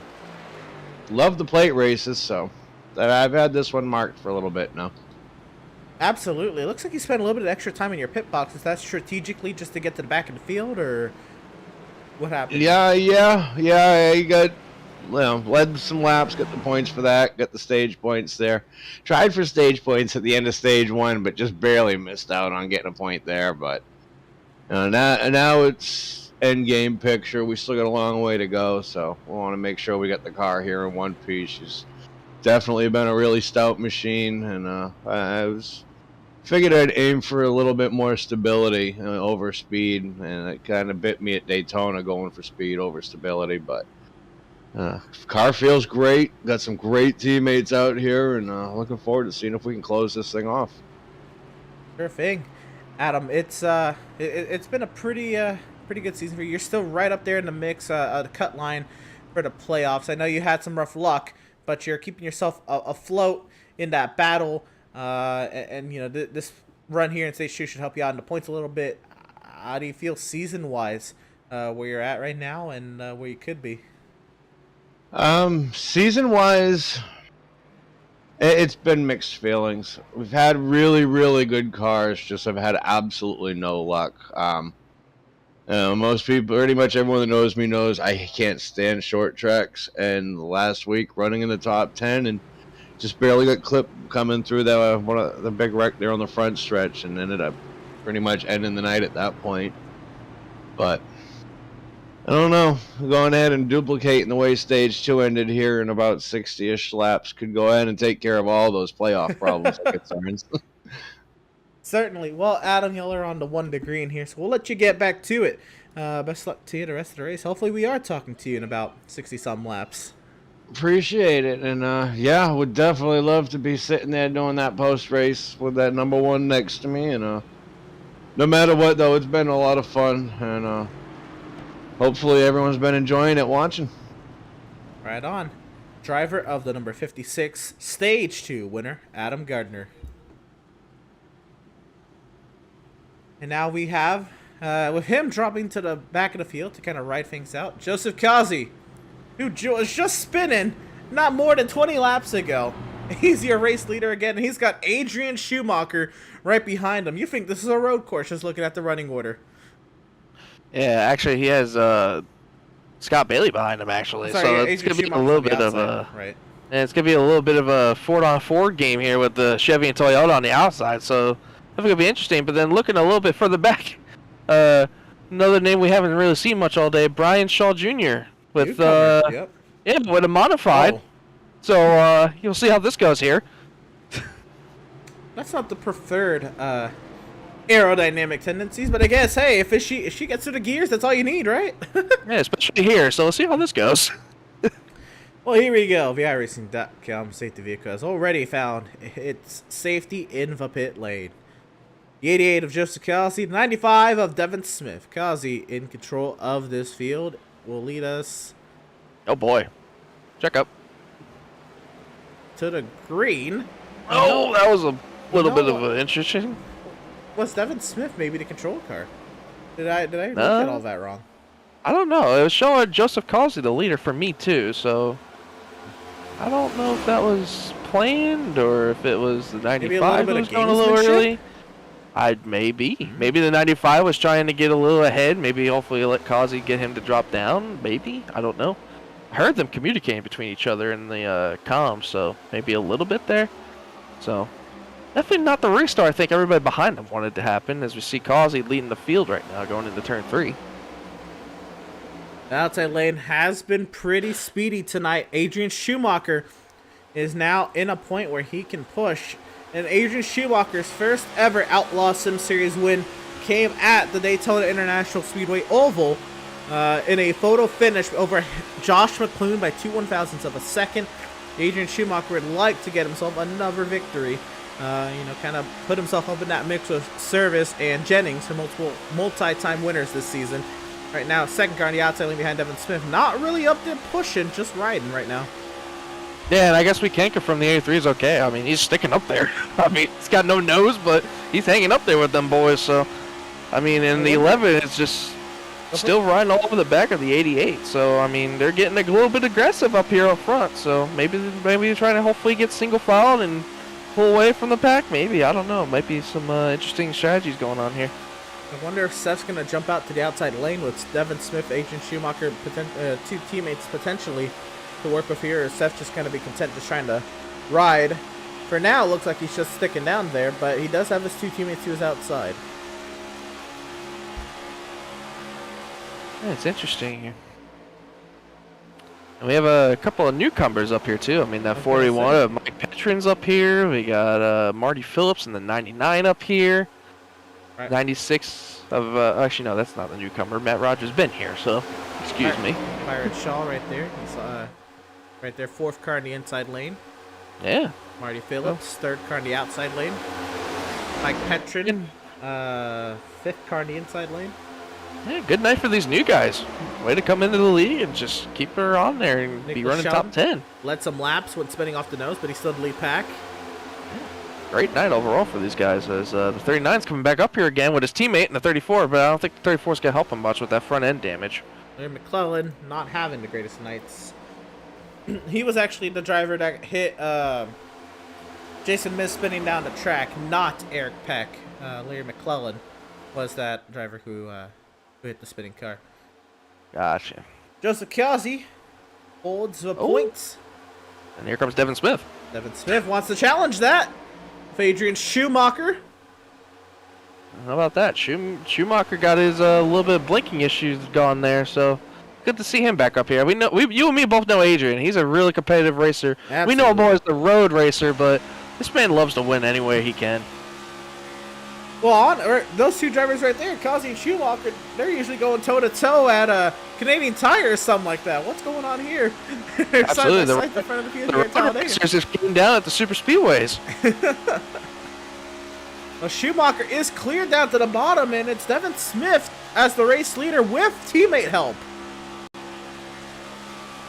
So that's a new kind of change in power at the front of this field, and Causey does not have teammates up here to respond. Wow, that outside lane just completely got woed down so fast. I mean, Who was the unreal. power of that outside lane? Yeah, I mean, really. And now that 99 is going to be the one leading the outside lane with Doug Solms behind him. Hopefully, maybe somebody might jump up here soon. Maybe if somebody gets a little bit impatient on the bottom. But right now, so far, it looks like that bottom lane is going to be dominant so far to lead out this coming down to the tri-oval here. They got a little bit more power coming down back here. Wonder what Seth's thinking if he hesitated going to the outside lane and now seeing his two teammates at the front of the field. I think Seth is waiting. Honestly, I mean, you and me both know Seth.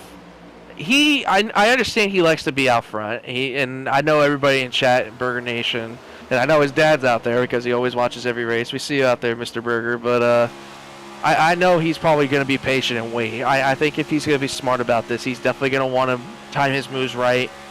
Hopefully just try to keep it alive for the rest of this race. So definitely going to be interesting to see if Seth tries to do anything here sooner or later. So right here, we're right on board with Nicholas Shelton. He is the last car in this lead pack, along with Jesse Adams. Him and Jesse Adams the last row of this lead pack. This is it. We've kind of had all of our carnage and really high intensity racing for the first two stages, the big wreck and everything. Now we're just riding. The stage points, they've been awarded. Now we still have 60-some laps. Well, I guess now we're at 57 laps at the end of this race. You have to make one more pit stop to even think about making it to the checkers. Everybody is just riding. You don't see too much aggression going on now that Schumacher and Smith have gone to the lead. Hertzeg is... Well, maybe these guys are trying to form some up. Yeah, it'd be interesting. I mean, I think it's time to start possibly thinking. I mean, Here we go. This might be the formation right here. Remember the 38 in front of the 39? Yeah, I mean, possibly. I mean, both of them, like you said, the 38 had the incident earlier. I mean, the 39 definitely, I think, has a clean car, so I would not be surprised if these two hooked up and try to get going. But I think it was the opposite way around that helped it the most, so maybe they might want to reconsider possibly doing that again, and maybe that will work. But, well, I don't know. We'll see what happens. I think that right was now the combination. I thought the 39 was shoving them. I might be wrong, but The 39 is we shoving might see them. here. Well, let's see yeah, what definitely happens is. here. Oh, They're already going around the outside. Here we go. Yep, here we go. And I'm watching their speed chart too. I want to see how fast they're going. About 197 miles an hour. We got telemetry now in the bottom right. Look at him zoom by the inside lane. 5 of 41, 5 of 77, 5 of 83. Nice to see you. How you guys doing? Okay, excuse me. 5 Pardon to me. 2, Coming through. by the 11, by the 88, by the 82, All right, I think we need to and try 5 to of see. 95. Holy cow. My goodness. And they're both clear for the lead. Okay, well, that was easy. So Well, they hit the Staples button. I think I went back there at the right time, Ed. Yeah, I think so. I think we timed that perfect. Good job, camera guys. Thank you. But I think if I'm the rest of the field, I'm gonna try to get buddy here with the 39 here. I think if I'm Absolutely. Oh my God! As we say that, here comes Causey, Seth, and the 34 trying to make our move here. Look at this. Teammates on Tuesday, maybe teammates on Wednesday. They both don't really have too many teammates around them. Yeah, I mean, might as well at this point. Right? Why not? I mean, this could also be practice for what's coming up next Tuesday for these boys and us. Yeah, I know. We got Talladega next week, so hey, Yeah. we might have to lean on these guys for a little bit of information. Any chance I can get Zoltan Hertzeg to come push me? I don't know, but the 77 just gave the 88 a decent shot. They're coming. So, I mean, they're not as lined up as good as the 38 and 39, but, I mean, they're making their way slowly but surely. So, Zoltan Hertzeg, he's been on here for 10 years. I think he understands this type of racing a lot, and then he's done it just so much.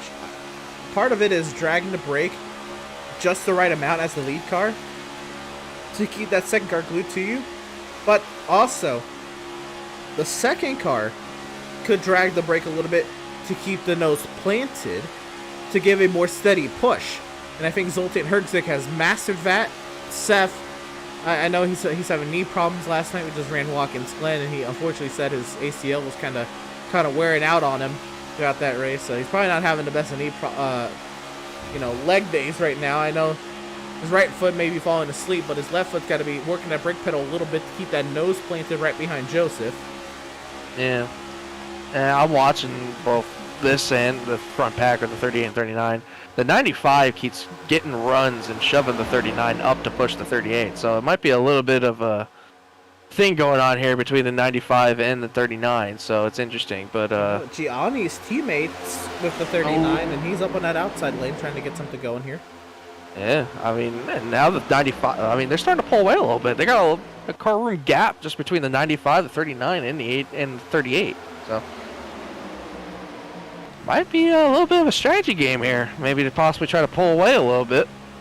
We're going to go gyro cam here so you can see just how banked it is here in these corners. Watch this. And I felt that. So what this gyro cam does is it'll pivot based on the angle of the car to try to keep the camera as straight as possible. And you'll see Joseph Cosby now. He's got a monster. It's going to come flying by on the outside here. You'll get to see here. This is the camera staying straight and the car rotating around. That's what it seems like, the car rotating around the camera. But really, it's the camera rotating to stay with level. And that's really cool. You can see now we're going to stay here for the tri-oval. Even the tri-oval's got a little bit of banking. Look at that. Yeah. And now Joseph Cosby and Seth Berger, here they come. Yeah, I mean, I was watching him while we were on board with inside the 82, and it's just the 77's trying as hard as he can to push that 88 out front. It's just every time they do. To get with him. Yeah, they need a little bit of help because with this draft package and how these next-gen cars are, the 77 can get lined up at the 88 perfect. Like right now, they're lined up back together with the back of each other. But the 34 needs to be that kind of person that's just tucked up underneath the 77 enough to where when he gets off of Kazi, he can be able to get right back to him. Like, you can't keep that much of an air bubble, basically. It's just going to be harder for that guy to push the front man to get back up there. As I say that, 34 lays off a little bit more back, so Seth is probably getting a little bit frustrated now. He probably understands it at this rate, that he needs a little bit more help. I think they're probably hoping for some more cars eventually to jump up there and help him out here. Unfortunately, I don't think that's going to happen, at least before a round of green flag pit stops. Maybe we see here, I mean, Schumacher's still down the bottom side. I mean, Seth could try to get him to join him up top, maybe.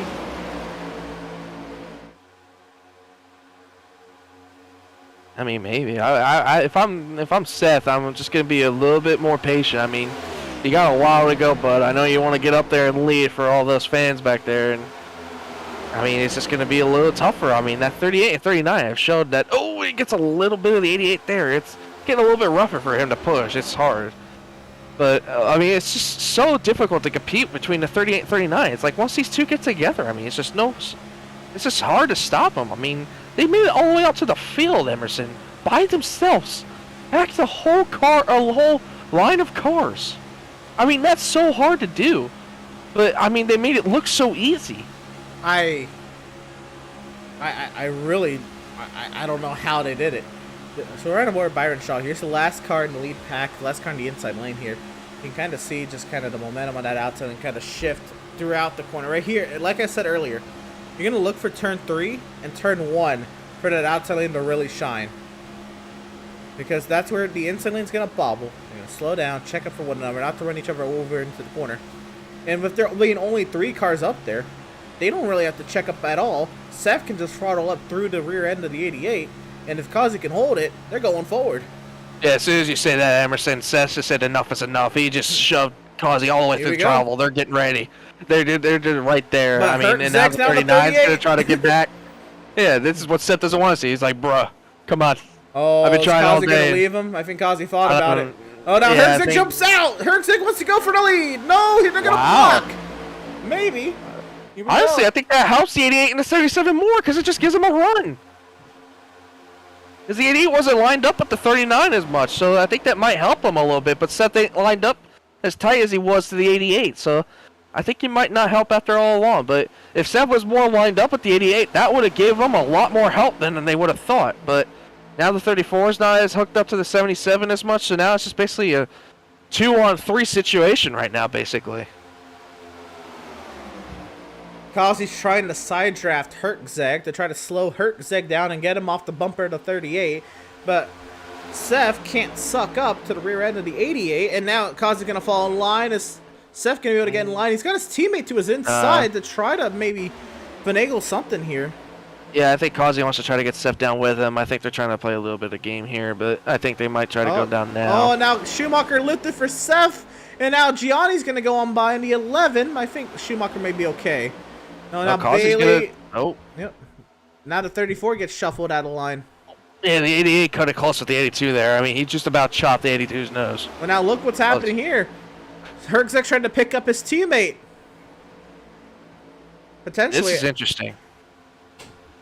I mean, I should say it's interesting because these two could just get back to the front if they lined up together. But Kazi's going to give the 95 a shove with the 77. Trying to get that 95 out the front. But once you say that, again, look who's hooked up. 38 and 39 again. They're all lined up. Here they come. I think Hertzeg wants to pull Gianni with them, but Gianni, I think that front end damage is hurting. And now Kazi jumps down in front. They go to the outside. That's going to split up the inside, and they're going to rock it right on by. Yeah, Kazi had nowhere to go. Kazi might have a hole here in between the 82 and the 2 if he gets back a little bit more, but I think he's going to have a little bit of a push coming from the 34 here. I think Kazi tried to side draft Bailey, and now they're going to slow each other down. Might be a 4-car breakaway. Yeah, this is not what Bailey wants to see. Bailey's probably like, dude, we got to try to stick together here. But I think Kazi's trying to find a hole to get down right now. That's really trying to find a hole. Yeah, I think we might be running single file for a little bit here. I think he's trying to calm down, but as soon as I say that, Hertzeg now pulls out again. I wonder if this is him trying to get air or him just trying to game the field, trying to figure something out. I think it's more of a teammate thing because now he's just going straight back. He doesn't want to. Oh, and around goes the 38 again! Oh my, what was that? What happened there? Trying to get 95 is slow. Maybe the 95 had something to do with it. The 3 wide here with Scott Bailey in the middle. Seth Berger, new leader though, Seth Berger. To say they take the lead. Evan Smith is now third. Hertzeg and Gianni are now together. And the 38, just out of nowhere, where did the 38 go? I think he towed. Oh, there he is. Hey, and no caution either. He did not call it, so we're stay green. Well, here we go. Very interesting. We're going to be able to get the replay here. Let's see what happened. I was amazed. I did not. I was confused on who spun out. I thought originally it was a lap car, but Devin Smith tried to push him. Oh, Dev just. Yeah, he was just trying to hook up with him. It's just again. But no damage. Bad place to push. Kept it going. If he catches the yellow, gets a fresh set of tires, he's right back in this baby. Yeah, and I would not be surprised if we catch a yellow eventually down the road, but I don't know. We never know how these restrictor plate races turn out, so. Well, just unfortunate there for that 38. He had such a good day going. He was working so well. It was old team. Emerson? 39 got a dancing partner again, the 34. Oh, look at this. Robert Gianni. Anybody who hooks up to the front end of 39 is going forward. Robert Gianni with that damaged car is going to the front. Kazi trying to push Seth, but it might be just a lost cause. I don't get how this 39 is making this work. I mean, I understand he did with the 38. That was a normal car. The 34 is damaged. He has right front damage, as you can see on your screen right now. He has a little bit of damage, but that 39 is making it look so easy. So what He's going to try to get lined up again. What this inside lane needs here is they need all those Swift Racing cars and Kazi to really link up here. They need all 4 of those front cars on the inside to maybe have a fighting chance to outdo the strength that Zoltan Hertzeg bears. And then that's wild to think. It's basically Zoltan versus everybody right now. It's Zoltan versus the field. Yeah, and here they come again. I mean, he's all over the back of the 34. Here we go. He's going to try to make it possibly work. Oh, he's going to have a little bit of separation there. Here. He got a little separated. I think he might be burning off some temp maybe too. I mean, absolutely, dude. When he does, really does take away the air to the nose, and you're he's gonna hook him into the outside wall. Himself. Oh no! Oh man! And just like that, the dominant car of the day has been damaged, as you would say. The caution is out, and it was the B&G Motorsports teammates nearly getting to the point. Here's the replay. Zoltan Herczeg just trying to push Gianni through the corner, a little off center. Devin Smith gets a little bit of it. Damage for both B&G cars, and as he said, yes, Devin Smith. Oh my goodness! Oh, I think that was a massive pileup behind. Adam Gardner might be involved in this one as well. That is unfortunate after he won stage number 2. And I think the 55 of Jesse Adams hit the 34 straight directly in the door.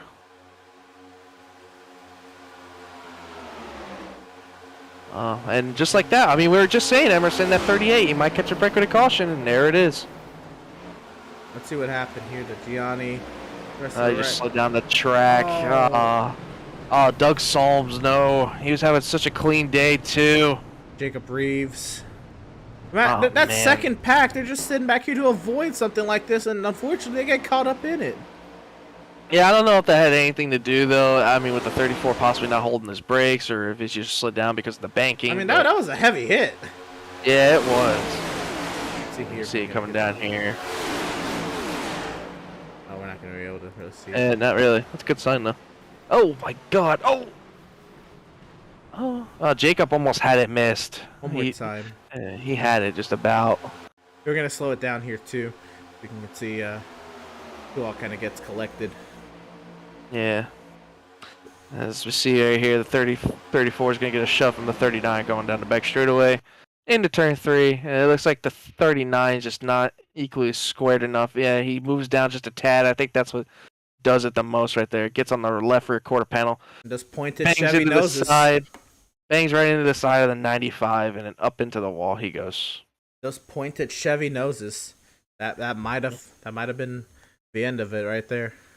Yeah, and we do have green flag pit stops going on here too.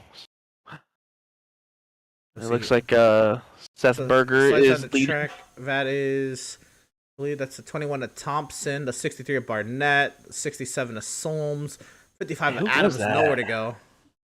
Who was that car right there? Was that the 96 who barely makes it through? Or Matt Rogers? Yeah, that was. Matt Rogers barely squeezes. Big hit for Reeves there. Yeah, Matt Rogers barely squeezed through that.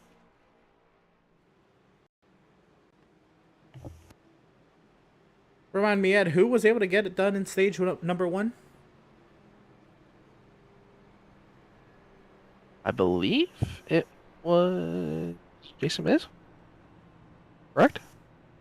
No, it wasn't Jason Miz. We'll get him at another yellow. But at that, it is Seth Berger back to the lead. Ed, he's going to be headed your way. And, Season 1 champion, Seth Berger. Seth, it's the boys up in the booth. You got a copy? Yes, sir. All right, buddy. I mean, I've been watching you all day. I knew you had the confidence to possibly come in here and get it done. How's the car feeling? It feels good, but I'm sure a lot of people think the car feels good too. I feel lucky enough to just not be totaled right now. I've had a lot of close calls. Yeah, we definitely watched. You had a couple of close calls and definitely a lot of aggressive moves being put out there. Did it concern you at all, possibly being up there and seeing all that moving, coming up there and possibly wanting to jump to the back and stay away from all of it? Yes, it did. I started running in the back there at the end of stage 2, and that's when one of the wrecks happened. But I think right now you're kind of at the borderline of now it's time to get up and go. So luckily I'm here with track position, so I plan to try to stay up here, but we'll see what happens. Absolutely, buddy. Well, good luck there. And your dad definitely appreciates you being up there. He's been looking for you to get up there the whole time. We've been watching him out there, so definitely go get it done for Burger Nation, buddy. All right, hell yeah.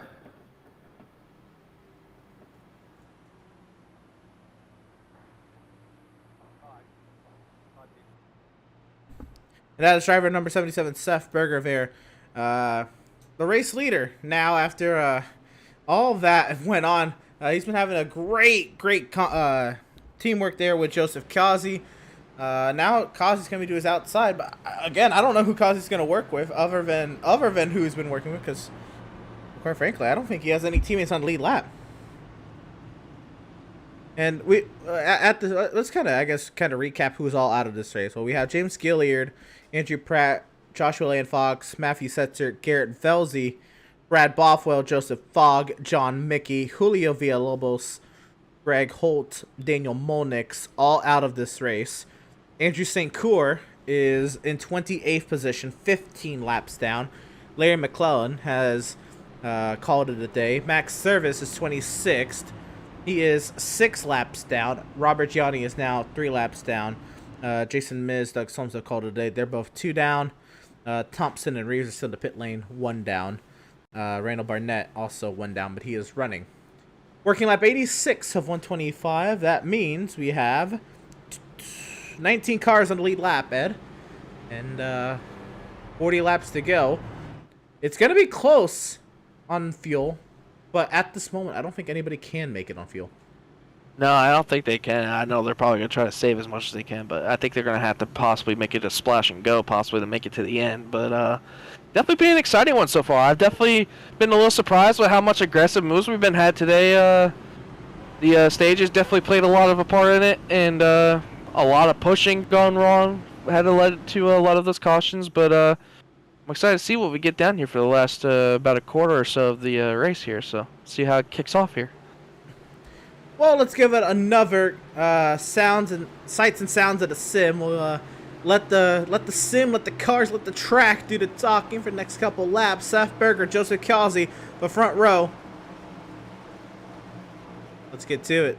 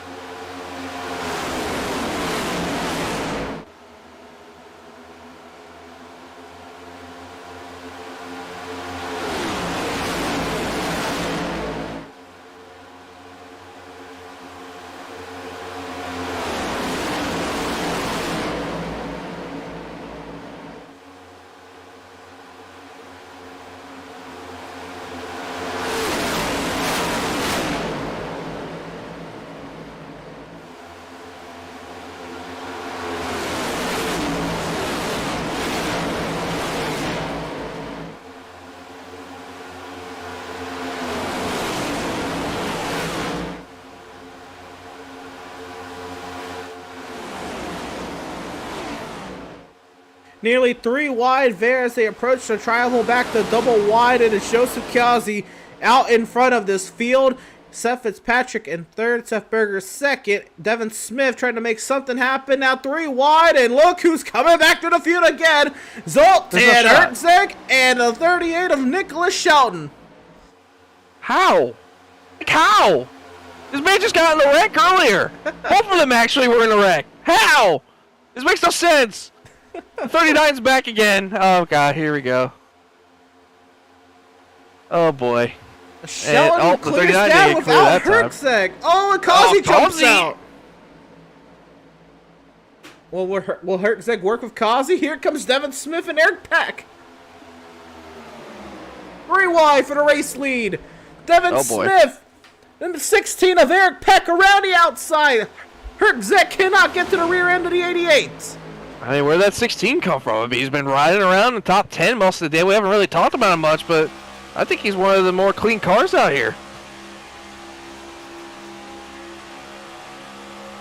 Here comes a big shot. The 88 just gave the 38 going down the back straightaway to make it even just about. Oh, the 39. Oh, no. Oh, no. Oh, are we going 3 wide once again here? Dancing here. We're getting dancing. Now Seth all by himself on the inside. Schumacher stays in the middle lane. Leaves his teammate on the inside. Devin Smith going to the race lead, maybe. Shelton trying to fight back on the inside. The push from Joseph Kazi. Oh, and the 16 got in the back of the 95, made him a little bit loose there. If I'm Seth, I'm bailing out of this. They're getting way too antsy right now for my liking. We were just talking to him about how he wants to keep it safe, possibly. That 88 was all over the back of the 38, and the 16 all over the back of the 95. It's getting real dicey up here. 95 of Devin Smith, the 16 of Eric Peck. They're clear to the lead. Kazi trying to join them as well. And all 3 will clear out. Peck going for the race lead. Wow, what a move. Way to cut down right there. That was a great move by the 16. But look who's back together, the 38 and 39. They're going to try to make it work going to the 3rd lane. Devin Smith has nowhere to go but back down to the bottom. Herzeg trying to make something happen with Shelton up high. Get a squig. Oh, my gosh. Shelton drops down low without Herzeg. Oh, these moves are getting really dangerous right now. Oh, man, he barely cleared him. Oh, here comes the 16 again. He's got a push from the 88. What's he going to do with it? Herzeg dropping like a rock. Is that the last time he's going to work with the 38?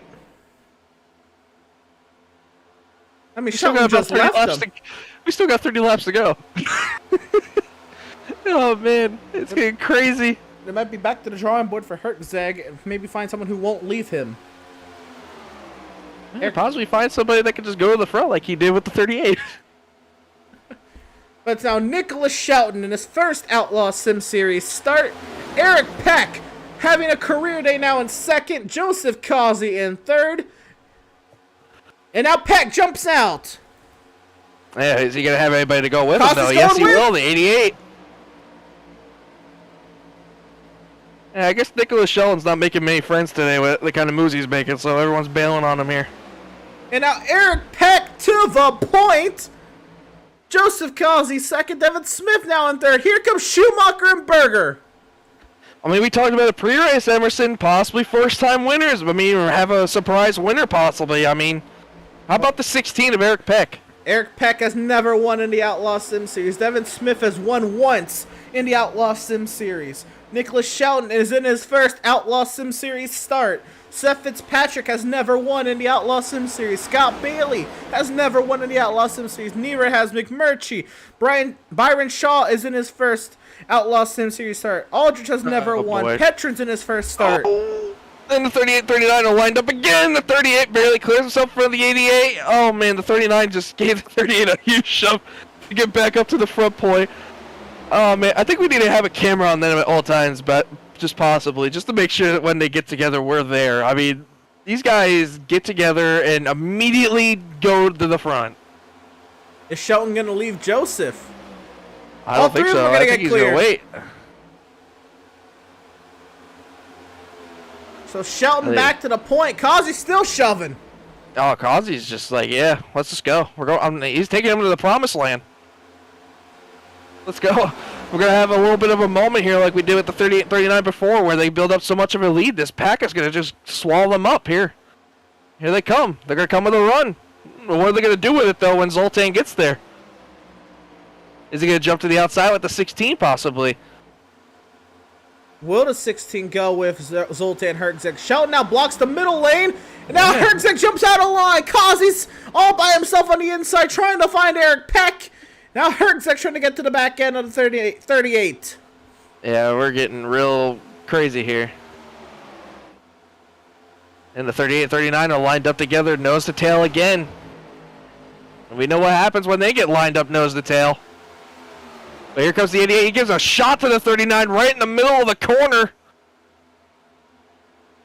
Oh, man, I don't know if Kazi's just on a mission right now or if he's just playing bully ball right now with these two.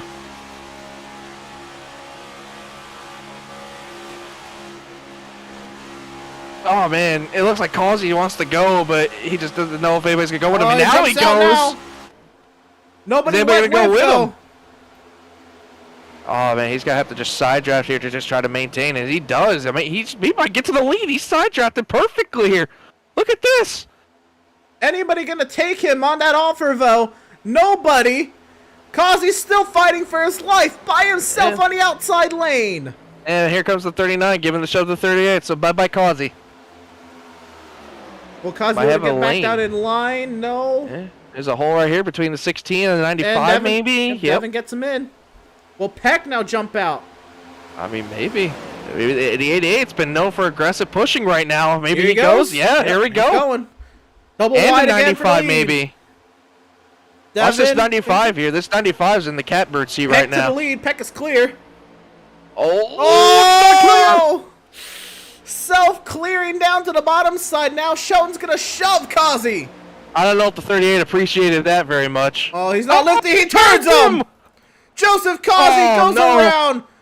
Oh, what a save. He didn't get anything. Devin Smith's going around. Oh, no. Save it, Devin. Save it. Oh, middle damage. Oh, my gosh. How did we have 2 spins at Talladega and not any damage? My heart rate's up. I can't take it. That was insane. The caution is out, and let's see what happened. I had a feeling that 38 did not appreciate that self-clear. So, Joseph Kazi clears down in front of the 38, and the 38 doesn't lift. Not one bit. Didn't even give him a chance. And I have a feeling we both know Kazi. Just that 88's gonna remember that. Now let's see what happens to Devin Smith. I have a feeling. After the caution comes out, Devin Smith goes around. Probably, I have a feeling more than likely it's a woe up moment. Maybe people behind him didn't woe up. So we'll see here. This is the 95 of Devin Smith on the outside. Yeah, I think right here when the caution happens, he tries to woe up, and I don't think anybody behind him was woeing up as fast as he did. Oh, no, he just self-looped it. Coming back up on the apron, yeah. It's that cut up right there on the pit exit. You see how much of a banking that has? Wow. That banking right there on the pit exit, that car, when it gets unsettled coming up on that banking, it just looped it around. I don't know how 2 cars did that, and it was just a kiss for both of them. Yeah. And I believe I heard over race control, Jesse Adams is the lucky dog right there. So Jesse Adams will be back on the lead lap, so that will leave 19 cars in the lead lap. Well. Final pit stop of the Absolutely. day. Everybody's going to come in, top off on fuel, and this will be it. Yeah, this is basically whoever gets out first is going to be in the best seat possibly. I mean, this is it. This is the last pit stop of the day. Make sure you don't slide your tires, and make sure you get all the fuel possibly packed into those cars, and let's have at it. As soon as I see that 39 overshot it, yep. Now, the 38 and the 88 both got the caution car, so this should be interesting. Yeah, the 38's going to the back. Yeah, so I have a feeling... 82 is down and away. Is 82 going to be the leader? Well, leader off pit lane, because a lot of cars stayed out. 82, I believe, is the leader off pit lane.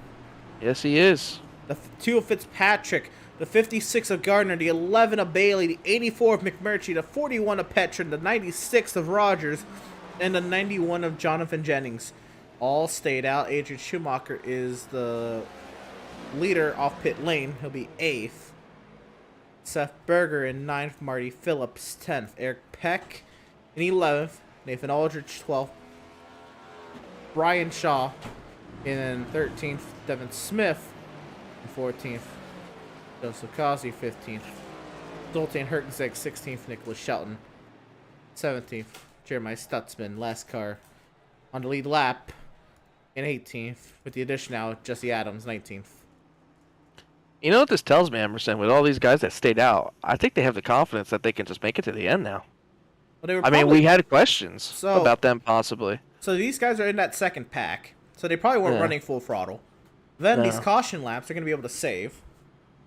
I don't know if we get overtime if they're going to be fine, but I think they might be able to make it to regulation. Oh, and I have a good feeling we're probably going to get an overtime. The way these guys have been racing. Absolutely. Even with 6 cars at the front of the field, these guys have been absolutely nutty. Yeah, I mean, how about these front 2 cars? I mean, Seth Fitzpatrick, he had that amazing run at Indy.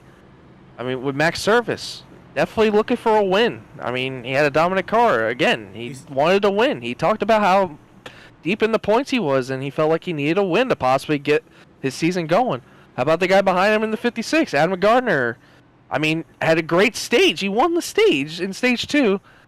Again, all these people that need points get points. The top 6 have never won in the Outlaws Sim Series. And again, like we said, you winners. You gotta love them. How about it? Top 6, 25 laps to go. Could all result in a first-time winner. Now, I feel like we're going to have to pay attention to that. Got it. Yeah, I have a really good feeling, Emerson, we're going to have to watch those 2 in the back between the 38 and 88. I feel like that 88 is not going to be very kind to that 38 here on this restart, so we have to pay attention to that a little bit here on this restart. I don't know if Kazi's going to risk giving himself another EOL, damaging his car when he has a fast car to go forward. But we'll see, you know, maybe before Hertzeg and Shelton line up, maybe. Yeah, you know, me and you know him more better than anybody. You know he ain't gonna take that very likely. Right, but he's got a clean car. You know, you don't want to jeopardize that either. Yeah, very true. Track temp is 112 degrees. Winds are now 7.5 miles an hour out of the northeast. The track has cooled off about 12 degrees. When still hot. The action has been hot. The speeds have been hot. The tempers are hot. The tempers are hot. Oh, babe. Oh, man, what a race so far. I'm hoping for a great ending. I think you are too, Emerson. A quick shout out to our partners at Pit Stop TV, Tucson Sound Art, Permanent Makeup, and Cryo in Maine. Whiplash Media and BAM Racing Videos. So Whiplash Sim Cams.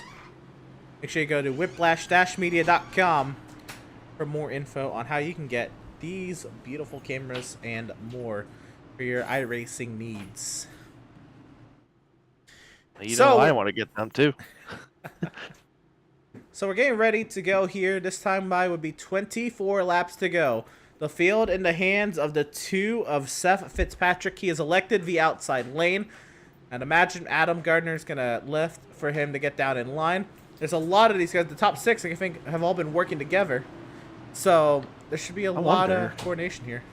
I wonder, is the 2 and the 84 teammates? Yes, they are. Oh, boy. Oh, we got the teammate game again. And the top 5 are teammates.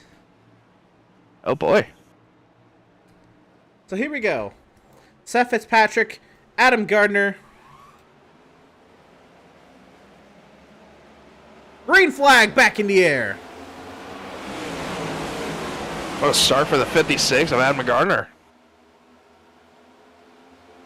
Okay, I guess maybe not teammate games.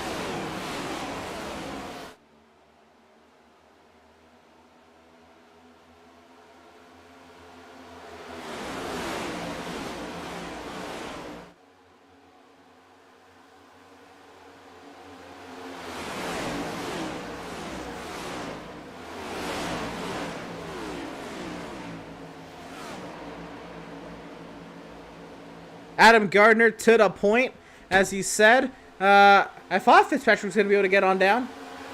That was not the case. Now it's Schumacher with Phillips and Berger on the outside trying to make some hay. Where did they come from? I don't know, but looks like these Swift Racing boys found Phillips as well to add to their arsenal. And I just got told by race control the 96 has a drive-through penalty for changing lanes before the start-finish line. So the 96. Oh, we got a wreck in the back. Zoltan Hertzeg's going around, maybe. No, somebody else. Aldrich and Shelton and Causey. And here comes Walker. Oh my goodness, Jesse Adams up and over. Oh my. Monster flip for Jesse Adams.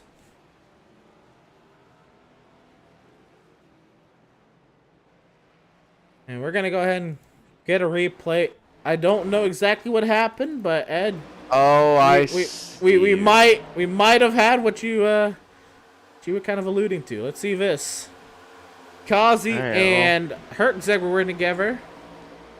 Now Hertzeg and Shelton got lined up here. Let's see what happened. 14 changes lanes to go Aldrich. up, and Oh, that was Aldrich. What? oh wow, what happened there? Look, the 14 just came up and toward the 39 in the fence. Oh my goodness, Jess. Yes. Jess, man, talk about a ride right there. We'll try to see what happened to Nathan Aldrich. Maybe if there's any added activity to this. Let's see what happened. Let's see if let's ride on board with Nathan Aldrich. Actually, this will be a little bit better for this incident. Yeah, he just looks like he tries to come up in that top lane. And changed his mind last second. I don't think he got there. No, I think he tried to get up there, and I think he just didn't get there in time. Oh, I mean, you know how fast these runs come at you, and it's a speed difference. Look at that. And Jesse. We're going to take an onboard of him right here.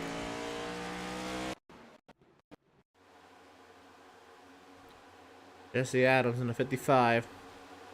Well, everyone hang on to your seatbelts here. Yeah, very. He was right in the back. He just got the lucky. He just got the lucky dog too. That too. I kind of wasted that lucky dog. But there's the incident happening there too.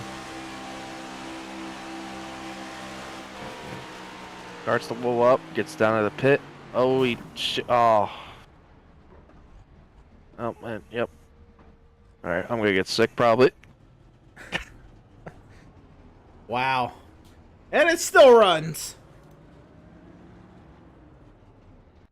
Man, next-gen cars are unreal.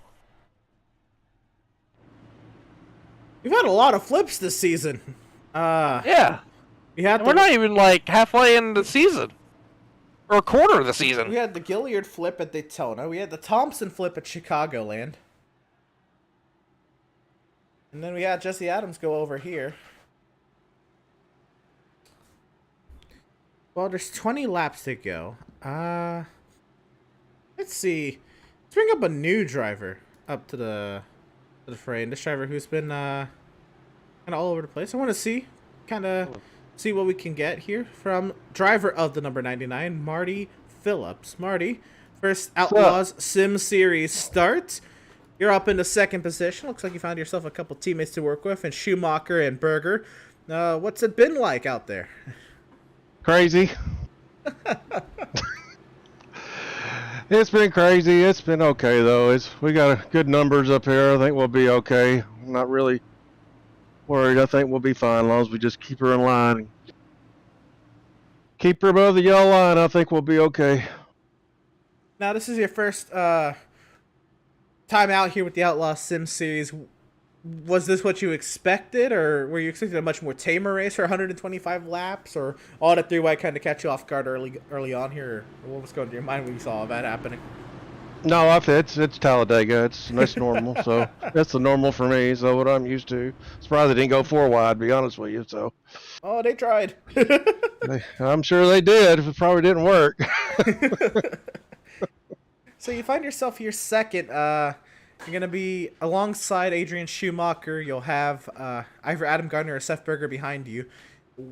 What's your game plan here these final 20 laps? I'd imagine just, whatever gets you to the front, right? But yep, I'm going to see how it plays out. And teammates in front of me, I'm going to push my teammate. That's about where I'm at with it. So I'm just happy to finish. Sure thing. Looks like the 82 has elected the outside lane. So you'll be on the inside for this restart. You'll have Adam Gardner behind you. Well, that's a good thing for me. Well, Marty, we're going to leave you to it. Hopefully we're talking to you a little later on. First, Outlaws Sim Series start for the 99 of Marty Phillips. He's up in second. Can he get it done tonight? We'll have to see. And that was, again, driver of the number 99, Marty Phillips. Trying to get him down to the right team channel here. I believe that's it, yep. And, yeah, it was good to hear from one of the new drivers. Didn't really know what I was expecting there, but that was a good little interview. Marty Phillips, good little insight there. And, Ed, we'll have this restart here with 19 laps to go. When we go green, is Schumacher, Phillips, Gardner, Berger, Fitzpatrick, the top 5.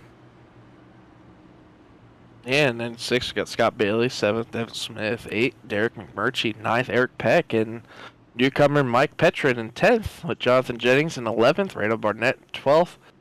Randall Barnett, Randall Barnett 12th, Matt Rogers at 13th, Jeremiah Stutzman 14th, Zoltan Herseg and Nathan Aldridge are 15th and 16th, and that rounds out all the lead lap cars, as there are only 16 cars in the lead lap, with Nicholas Shelton, the only car that's one lap down, who's potentially in the seat for the lucky dog in 17th. He's no longer connected to the sim. Hate to break that. Alrighty then, so that The next driver in line for the lucky dog is Max Service, who's still on the track connected to the sim. not again. The Quintimidator still out there. Is that what I'm He's gonna say? 21st. I don't know if that's what I'm gonna start calling him. It'll stick at some point. It'll stick at some point. Well, here we go again. 19 laps to go for this restart. Oh boy. The I'm scared. iRacing.com safety vehicle has found its safety in the pit lane. Adrian Schumacher in the lead at Talladega, crawling to the restart zone. Green flag is in here. We're rolling early. I mean, real early. I mean, my gosh. 82 and the 77 were ready.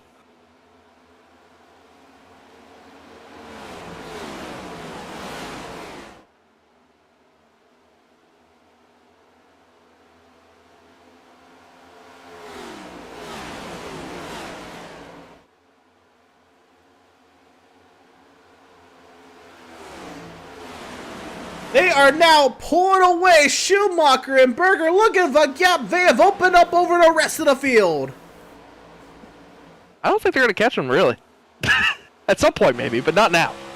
They're gone. I mean, talk about getting the start of a lifetime. The two teammates in the 82 and the 77 got the restart, but my biggest question is, what is the 11 going to do when he gets there? I mean, he has to jump out, no? He's jumping out. There's no way he doesn't. Yeah, but who goes with him? His teammates in the 99 and the 56 and the 2 more than likely. Oh, I didn't know they were team. Oh, well, that makes it easier for me. Here he goes. And the 99, he does jump out. Here comes Adam. And, yep. Yep, and sitting And that 99 is glued to the 11 right now. Yep. Here come, the 2 and the 84. Yep, all the teammates up on the top side. The 91. You got 6 teammates. Yeah, but they got teammates on the bottom now, too. Between the 99 got loose. Oh, so all 6 teammates on the top side have to check. 7 teammates on the top side. How do they still have 7 of them still running? And they got teammates on the bottom now in the 95, 77, and the 82. Yeah, only 3 of them. That's it. That's all I got. Oh, they got left running. Well, Max is still out there, but kinda. Hey, no, he's fine. And somehow, with that monster run, 7 teammates could not get around 2. those 2. I cannot believe that. Yeah, if my math's correct, that should have been easy. It wasn't. No, they all bobbled into 3 somehow. I don't. Yeah, I think the 99 gave a weird push. It was just not at the right angle, and I think it checked up everybody behind him. You know, this might be the first time he's working with these guys in a league race setting, and it might be one of the few times he's ever done that with the 11. That might be just not knowing what to do at that moment yet. Yeah, and they're lined up again right behind the 16. I think they're just going to wait a little bit now as they're coming to 16 to go. I think we're going to go ahead and tick laps down. I don't know if we're going to have too much action before the final 5-ish or so. I'm not saying we're done with yellows, but I think we're going to be chilling for a little bit. Last time we said that we had a wreck. We did. We did have a wreck last time. Did you just broadcast or jinx it? I think you did. Now who's it going to be, though? Taking it on the second pack, it's Randall Barnett, Zoltan Hertzeg, and Jeremiah Intimidator. Try not to acknowledge that. Yeah, what's the thing? We don't need to give him any more time than he has already. We don't need to give him more time than he has already. He's seen enough. 3 wins on the season for Max Service. He will not get a 4th one tonight. No, it might be a change of the points lead, too. Jonathan Jennings is still running. He's in 10th place. Remember, Max didn't get any points in stage 1, I believe. Max is now 17th. No shot. He's still out there running. He's up to 17th. Oh, boy. You know, if he gets to top 15, that's like a win for him at this. Oh, absolutely. As hard as he crashed, that's absolutely a win. I mean, I'm pretty sure he has no front bumper and no rear bumper, too, so yeah. So Adrian Schumacher leading at Talladega, trying to get himself another oval win. It's been 2 whole seasons since he's last won. Oh, and it goes out the bumper of his teammate, the 99! Oh, Scott Bailey! Looks like we'll stay green. Oh, man, I think they were trying to get ready to go for a run, and I think the 99 just gave him a bad push again. Again, it's those bad pushes. Just the weird angles. Try to see what happened here. We're going to get the replay. This is Scott Bailey, potentially off the nose of the 99 of Mark Phillips. Yes. Yep, angle again. Right on the left rear. What a catch, though, to not Good hit catch. the wall. And I have to hope for a yellow. And Yeah, I don't think he's all out of luck. No, but I will say who's got the best luck out of that? These front 4 cars. AJ Schumacher, Seth Berger, Devin Smith, and the 16 of Eric Peck. They pulled away after that happened. So what they need to do now is, if they want to maintain that, they need Devin to get to the rear end of Seth to keep Seth glued to the 88-2. Because if they don't get glued up here, that could allow Gardner and Fitzpatrick. We saw how good of a lead car Gardner was earlier when he won stage 2. You see McMurtry's glued to the rear end of the 2. These 3 look more. These 3 look more together than the top 3. Yeah, but right there, that bobble though, McMurtry needs to make sure he's squared enough with that 2 to where he doesn't turn him around. That's the thing. These guys, I mean, they're just getting way too aggressive with the pushing. It's hard. I mean, you got to make sure you're perfectly squared. I mean, now the 77 is all over the back of the 82. And like you said, like you mentioned, the 95, he's up there. He's going to be all in the back of the 77 if he can. He's a little bit further back than I think he would like. But like you said, they need to get together and pull away. And I think they're about 2 seconds off the leader right now. So they're doing a decent job, I would say. So as long as they keep doing what they're doing, I think they'll definitely be okay. And I think Seth realizes that as he's getting all over the back of Adrian. As the 95 is about to look like he's about to make a move. No, I don't think they're gonna risk going side by side right now to let those guys catch up. I think that might have been more of an error, maybe just a little bit of a mental lapse. But I don't think these 4 are gonna make a move on one another until they're for sure it's gonna be amongst those 4. That would be the smart thing anyway. Yeah, it would be. You're right.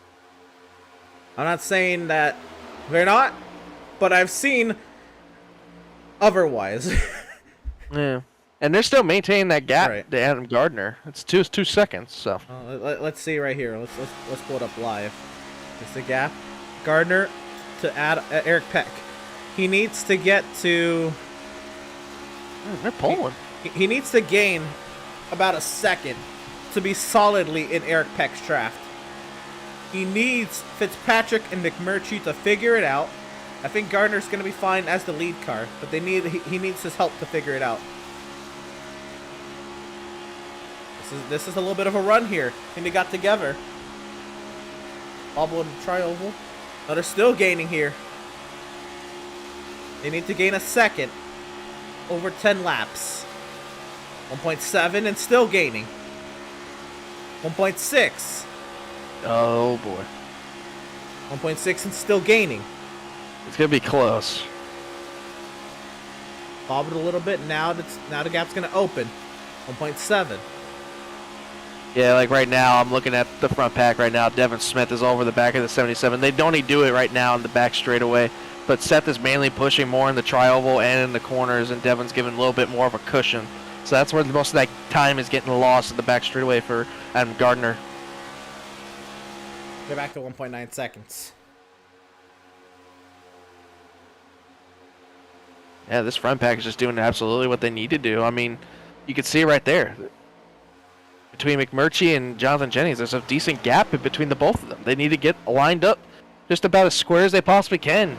Like right now in this back straightaway, all of them need to try at least getting as close as they possibly can together. They are reworking now. There's some shuffling going around. I think they know McMurtry on the back end of Gardner won Gardner stage 2. Look at this. Look at the gap between Fitzpatrick and McMurtry, though. Can the both of them just make it on their own, though? Is McMurtry going to have the power to Zoltan Hertzeg this? They continue to lose time to the leaders. My biggest question right now, if Seth Berger wants to win this race, and I know how badly he does, when does he make the move? If I'm him, I make it last lap tri-oval. I mean, that's when he has to. But now you have to... Let's look at this. Adrian Schumacher, he's won this season, yes. But he hasn't won in an oval in 2 full seasons now. I mean, how much... I mean, I know it's Talladega, but like... Come on. I know anybody... Obviously, everybody wants to win every race. But... Exactly. An oval for Adrian? He just doesn't get that opportunity. And he... Okay, he's back. Right. He doesn't get that opportunity all that often. You know, yeah, exactly. But then also look at it, Seth's perspective. Seth hasn't won this season. Yeah, and he's watched his teammate win 3 of them. Yup. He's watched. So like Adrian how bad does he feel about not winning as much? I mean, Adrian's won at Canadian Tire, Max won at Iowa, Indy, and excuse me, Atlanta. Thank you. So you know it's heartwarming for Seth as he bad as he wants it. And all of Burger Nation, you know he wants to do it for Burger Nation. Absolutely. Then look at third, Devin Smith. He has 1 Outlaws Sim Series win. That was on an overtime chaotic restart where he had all his teammates behind him at Bristol. I mean, don't you think he'd want to get one on his own here? I mean, it's Talladega. I mean, you can't be on your own at all. But yeah, exactly. I mean, and how about the 16 of Eric Peck? He's never won. Yeah, so possibly a story of a first-time winner in Outlaw Sim Series. That would be amazing. All these storylines that can happen between these front 4 can be absolutely incredible. But how bad do they want it? Adam Gardner has now lost another couple seconds. It's the gap now nearly 4 seconds between Peck and Gardner. Yeah, it is 4 seconds between Schumacher and Gardner. And unless they start gaining a second a lap, that ship is starting to sail. Or a caution. Or, yeah, one of those magic yellow thingies. But right now, I think it's just between these front 4. 5 laps to go. What's Eric Peck thinking? What do you do if you're Eric Peck? You've never won an Outlaw Sim Series race. My biggest thing is... You won, I believe it was the All-Star Open at Eldora in Season 1. But never won a points paying race.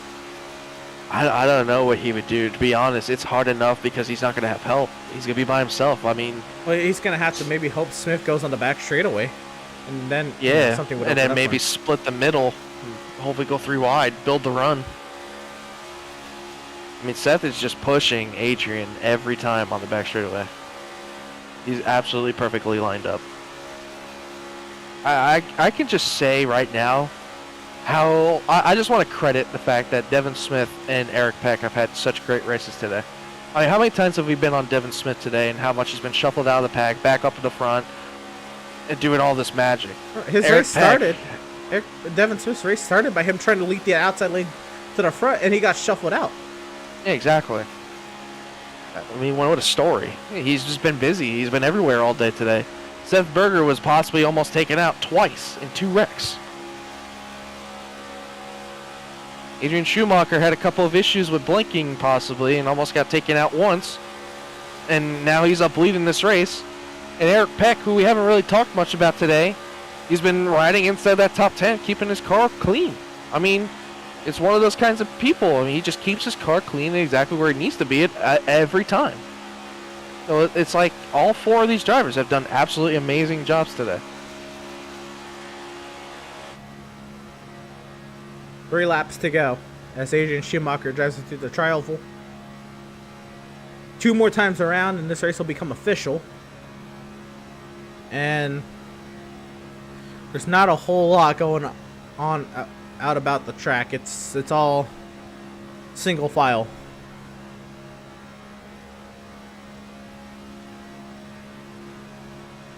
Devin Smith in third. If something's going to change at the front of this field, it's going to have to come from this 95.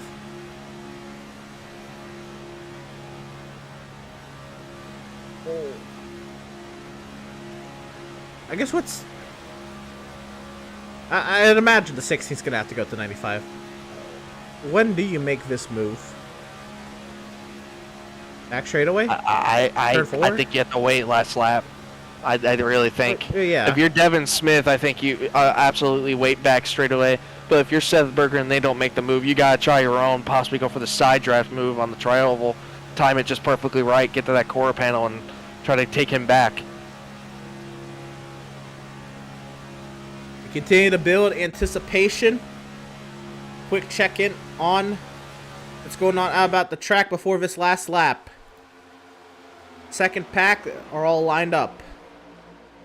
Third pack are all lined up. It's probably going to get pretty dicey out about the track in those 2 packs as well. But here we go. Eric Peck has now moved past Devin Smith for the race lead. Or for third. I was like, where? Race lead? Which lead? Eric Peck has now put himself in third. And Adrian Schumacher takes the white flag presented by Whiplash Sim Cams. One more time around. What happens? Eric Peck's got to do the move. He's going to have to go. I don't know when he's going to do it, but Devin's going to do it before him. He's going to try by himself. Does he make it work, though? No, it doesn't look like he's going to be able. He's going backwards. But now Eric's going to build a run. He's going to try to maybe do it right here in turn 3. That side draft that Smith did to Eric Peck might help Eric Peck get a run off of 4. If I'm Seth, I got to wait. You got to try to build this run up for when you're coming off the trial. Well, here comes Devin again. He's going to try it one more time. Is Seth going to go? Seth, you got to go up if you're going to go. Here he goes. We might have a full finish here. Seth getting him. Here they come to the start finish line. Seth Berger is clear to the race lead, and Seth Berger wins at Talladega. What a finish. He timed it perfect. Absolutely perfect. It doesn't get better than that. And that's also the second straight time Seth Berger has won at Talladega. He timed it perfect. That was the perfect moment to do it. He had the momentum coming from Devin behind him, so that gave him a little bit of an arrow push, and it helped him more with the side draft. But what a finish. Adam Gardner gets a top 5. How about that? Seth Berger. He waited till turn 4. Unfortunately, Devin Smith, Eric Peck, they were fighting with each other too much. I think they cost themselves any chance to win. Just a bit. I think Eric was waiting more for something else to happen. I think he was going to wait and see what everybody else's moves were going to be, but I mean, still, great finish for all these guys. I mean, Eric Peck started 33rd. Let's think about that for a second. What a finish. You know what? It's Talladega. But at that, Seth Berger is finally a winner this season. Talk about a place for Seth Berger to get his first win on the season. Talladega. This got him into the championship round last season. This got him that second place in the championship by 19 one-thousandths of a second last season. And especially when you're a fan favorite in most of the chat and in the stands everywhere. This is the best place you want to get a win, where you hear the crowd react to when you get a win.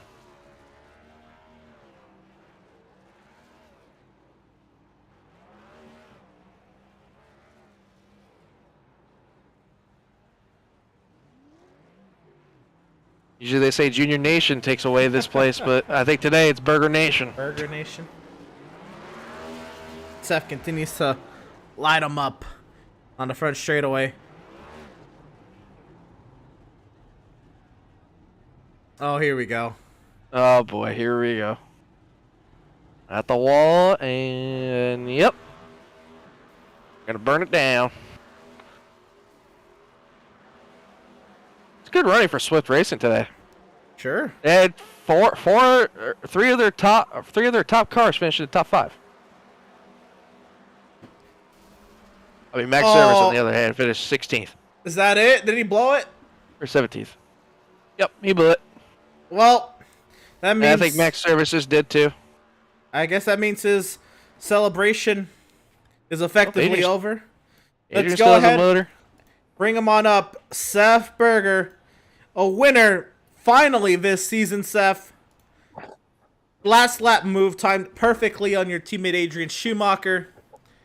What's going through your mind those final few laps? It's just you, Schumi, Smith, and Peck.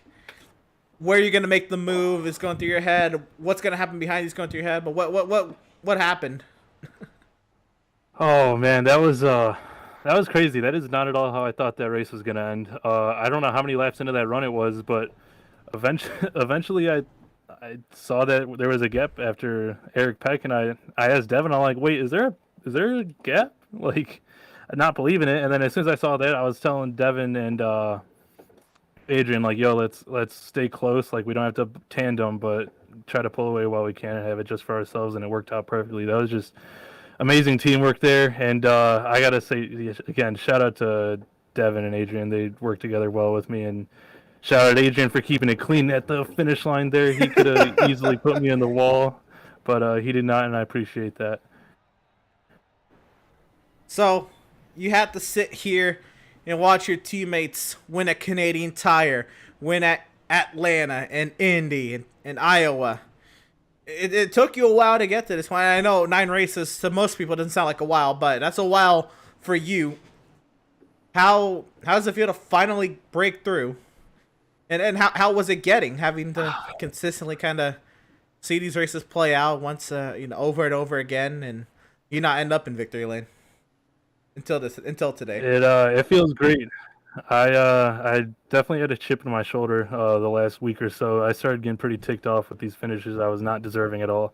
I lost out on at least 2 to 3 chances of victories for bad luck, but definitely feels great to have this victory now and not have that stress of being winless compared to Max. Well, you got it done here at Talladega, Seth. Your second straight Talladega win, by the way. You got it yourself into the championship for last season with a Talladega win. Finally got your first one of the season. You look forward now Bristol Dirt and the rest of the schedule, really. I think it's safe to say I'm the Dale Jr. of this series. I think all those pieces are lining up, aren't they? Now you look forward to Bristol Dirt and the rest of the schedule. How do you feel about now increasing that win total against the rest of the season?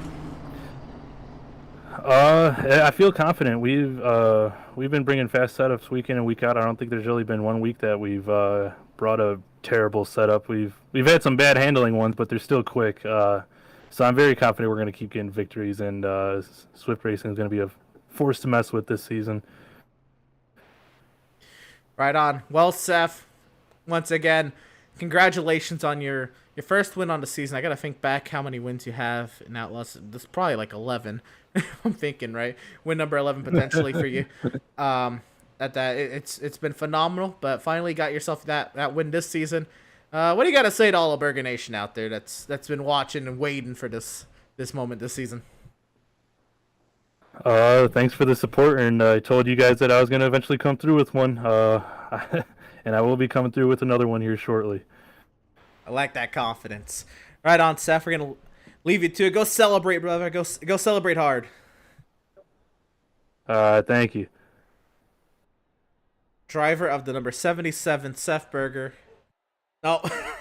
Oh, I was confused. Where was he going? Well, I didn't know you can go off that way. Well, I don't think he did either. Let's go through our race results, Ed, and look at how this race kind of all played out. Seth Berger won today, 10 laps led, and a margin of victory of over 10, really. How close that finish was looking. That's a pretty big margin of victory. Devin Smith comes home second, barely edging out Eric Peck.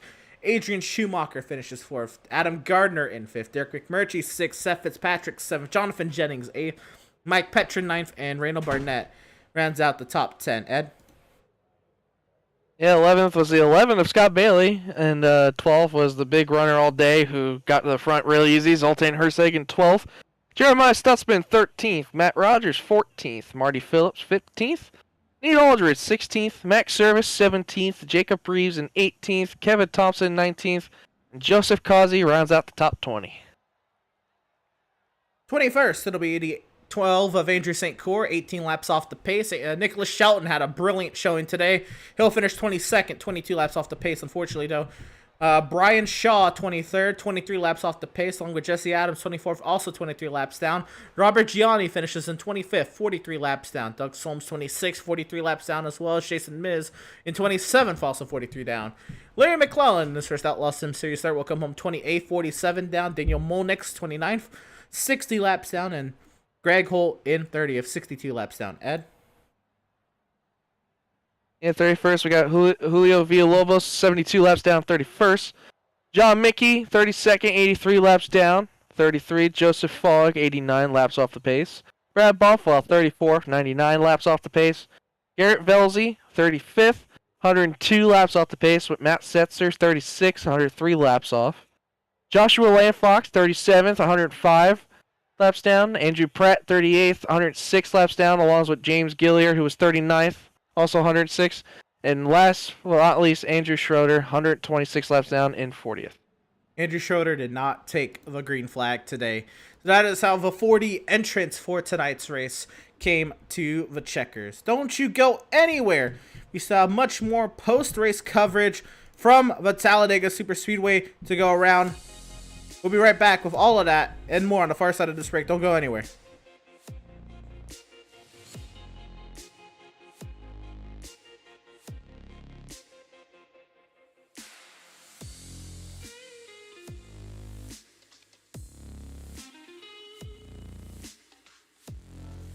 Sound Art introduces an entirely new way to listen to music in your home. By combining the best of two products, a revolutionary high-fidelity, low-profile Bluetooth wireless speaker with beautiful artwork. Select from a library of artwork or upload your own photos to personalize your experience. Sound Art ushers in an era of invisible, beautiful, and amazing sound throughout your home and redefines your entire entertainment system.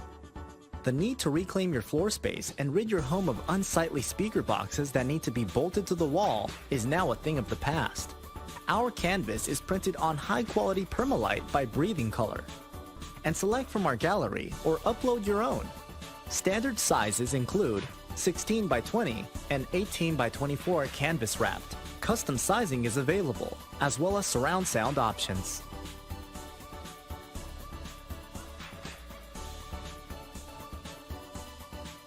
After months of quarantine, we're all interested in how we can become our best self. The team at Permanent Makeup and Cryo is here to help you get the flawless makeup look every day without the extra effort or time. When it comes to your appearance, you deserve the best care that money can buy.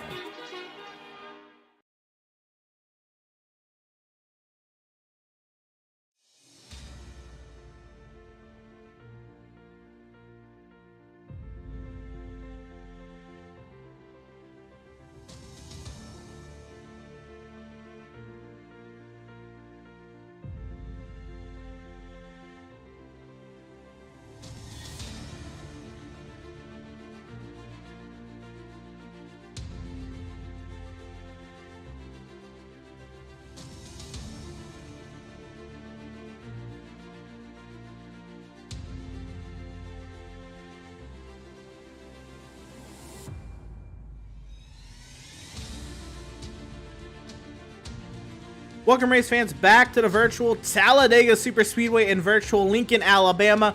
A phenomenal show tonight led to Seth Berger getting his first win on the season.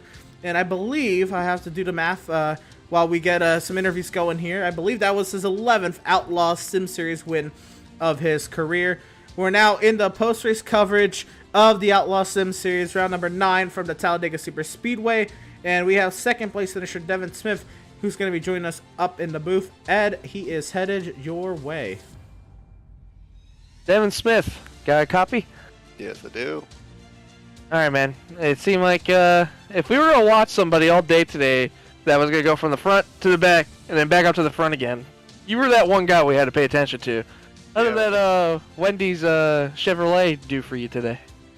It was fantastic. Swift had a fantastic setup underneath it.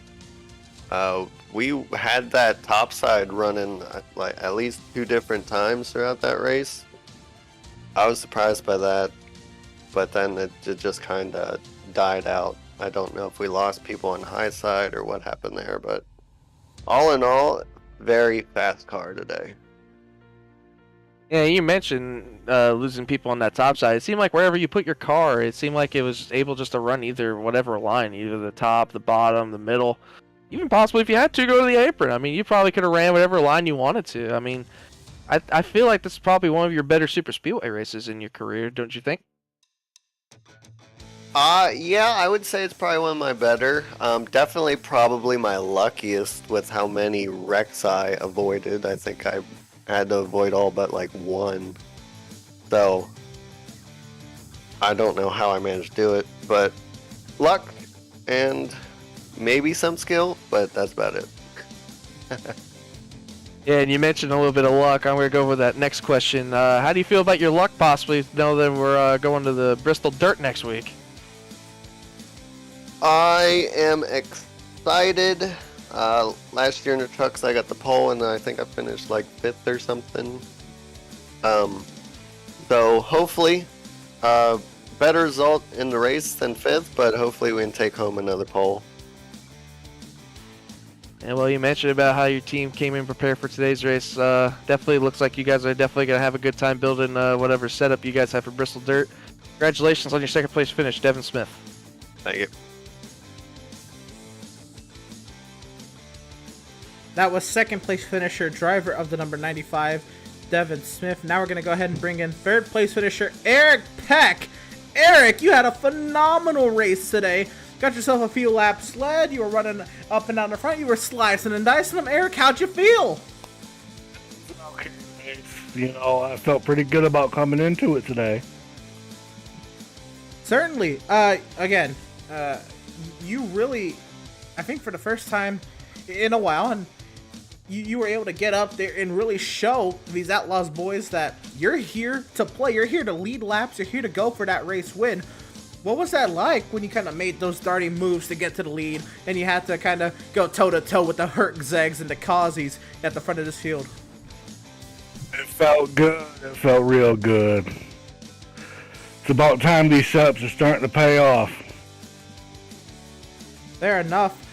So Twisted Axle, that's right. That's where you were. That's who your team was, right? Correct? Yeah. Right. Y'all had a great showing at Daytona as a team, and then y'all kind of showed up tonight as well. A few of y'all got involved in some incidents, but luckily there was still some speed in those cars. Doug Solms was running great earlier on. Twisted Axle is really starting to show up in these Outlaws races at these plate tracks. What does that say about the teamwork that y'all have as a team, and maybe the setup building that y'all have done as a team? What's that been like? All the work y'all put in at Twisted Axle. Work, a lot of practice hours. You know, we practice for these races 3-4 times a week. Yeah, fair enough. It paid off at least today. A great run today. You were able to stick up with the leaders, and I know on that white flag, you know, it really was just luck to see what spot you would get slotted into, but it ended up being a podium position for you, Eric. That's going to be some great momentum as you look forward to the rest of the season. Now, I remember you did pretty well back when we had the Outlaws All-Star race at Eldora in the Open, I think you won one of those stages or heats to get yourself into the All-Star race. How do you feel about setting yourself up now for Bristol Dirt coming up, and the rest of the season past that, if Bristol Dirt ain't really your thing? I'm not really looking forward to the Bristol Dirt track, but we'll go in there with the momentum and try and get the best finish we can get. Other than that, I'm just hoping for a really good of the rest of the season. Hopefully get a win somewhere. Yeah, certainly. Well, Eric, once again... Oh. Yeah, certainly. Well, Eric, once again, congratulations on the third place finish. Again, a great result from you, especially for starting 33rd. That's got to look crazy to start 33rd and end up in third. You got yourself laps led. You sliced and diced it up with the boys. It looked like you had a lot of fun out there today, Eric, and a well-deserved podium to go on top of that. Go celebrate hard. That was a great run for you. Best of luck to you the rest of the season, man. All right, thank you, Anderson. Absolutely. Driver of the number 16, Eric Peck. And we got one more interview waiting for us here, Ed. We're going to have, make sure, 7th place finisher Seth Fitzpatrick joining us up here. Ed, he's edged your way. Seth, you got a copy, buddy.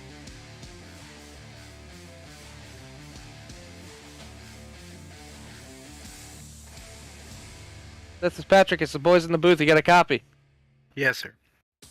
Oh, man, last time I talked to you, it was Indianapolis. You just came off a 2nd place finish battling Max Service for the win.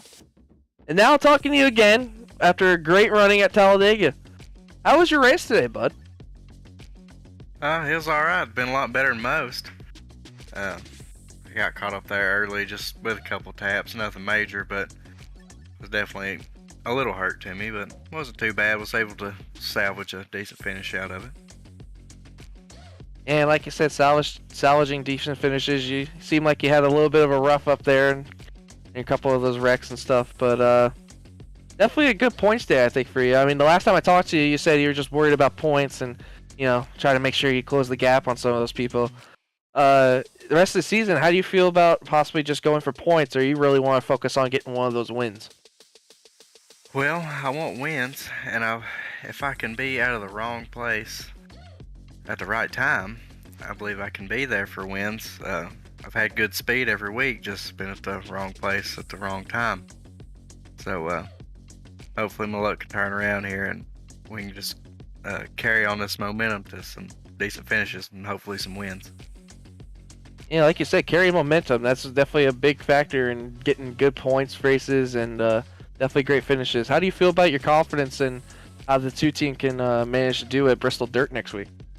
I'm feeling pretty confident. Wasn't never a dirt guy, but I was doing some testing there the other day, and I still don't have it all the way, but I got a little confidence. But I'll probably jump in practice on race day, and they'll be blowing me away. So I guess we'll find out. Well, Seth, congratulations, Bo, on your top 10, and hopefully we see you doing great at Bristol Dirt, maybe possibly getting a win and talking to you. Well, let's hope so. Right on. That was 7th place finisher Seth Fitzpatrick, and that's gonna be it for our interviews tonight, Ed. But I mean, what a wild race we had tonight. We had the big one early on, and even then, that big one didn't really deter anybody from really showing each other that they wanted to get to the front, and it certainly appeared that way. We had a lot of 3 wide, had a 4 wide at a couple points. A lot of great racing. Zoltan Herczeg definitely was probably the most entertaining driver today. I mean, what say you? Wild 125 laps, and really, they got single file there at the end, but other than that, it wasn't really ever dull. No, it never really did. I mean, it was just exciting. I mean, between them, how they were battling for the stages, I mean, they really wanted the stage points bad. I mean, I never seen so much aggression just for stage wins. I mean, race wins alone, I've seen aggression like that, but for a stage win, I mean, it was just insane how aggressive these guys were. The pushing was intense just from the drop of the green flag at the start of the race. I mean, the way these teams were battling each other with, we got Last Chance battling B&G with Also, Performance Sim Sport and, Swift Racing getting the win tonight. I mean, it was just a team-on-team battle, and it was just really exciting. Absolutely.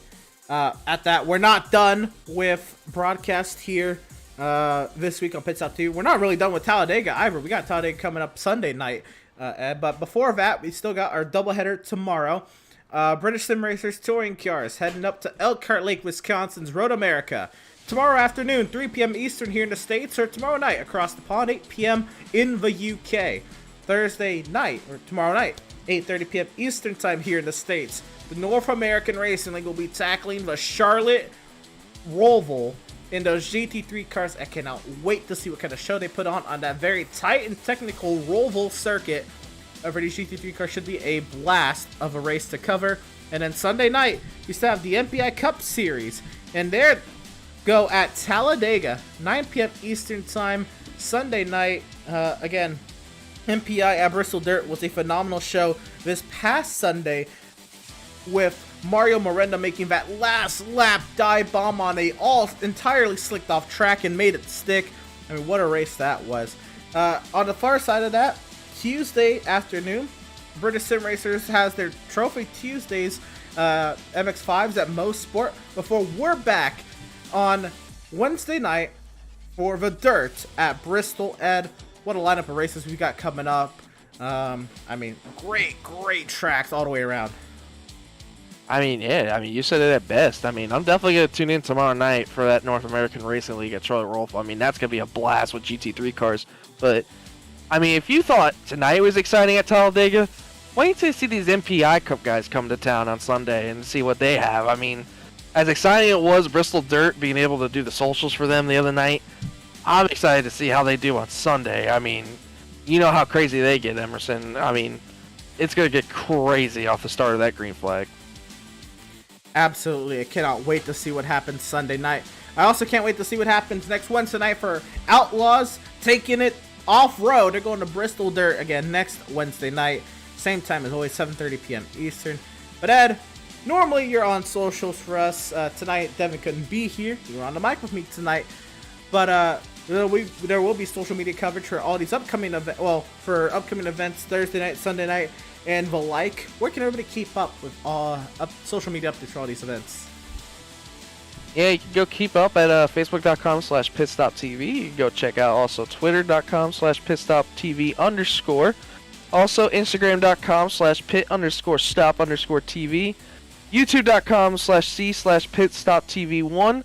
Or you can check out on the Twitch channel, which some of you might have tonight, at twitch.tv/pit_stop_tv.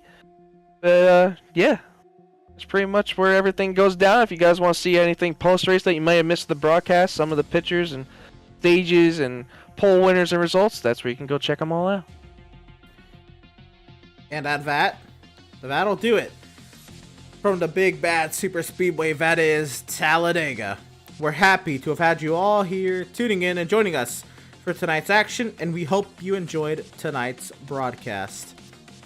For all at Pit Stop TV, Edward Shearer beside me on the mic, I am Emerson Arden. Thank you all for tuning in, and we'll see you again tomorrow afternoon for British Sim Racers Touring Cars at Road America, or next Wednesday night for Outlaws Sim Series action from the Dirt at Bristol. Good night, everyone.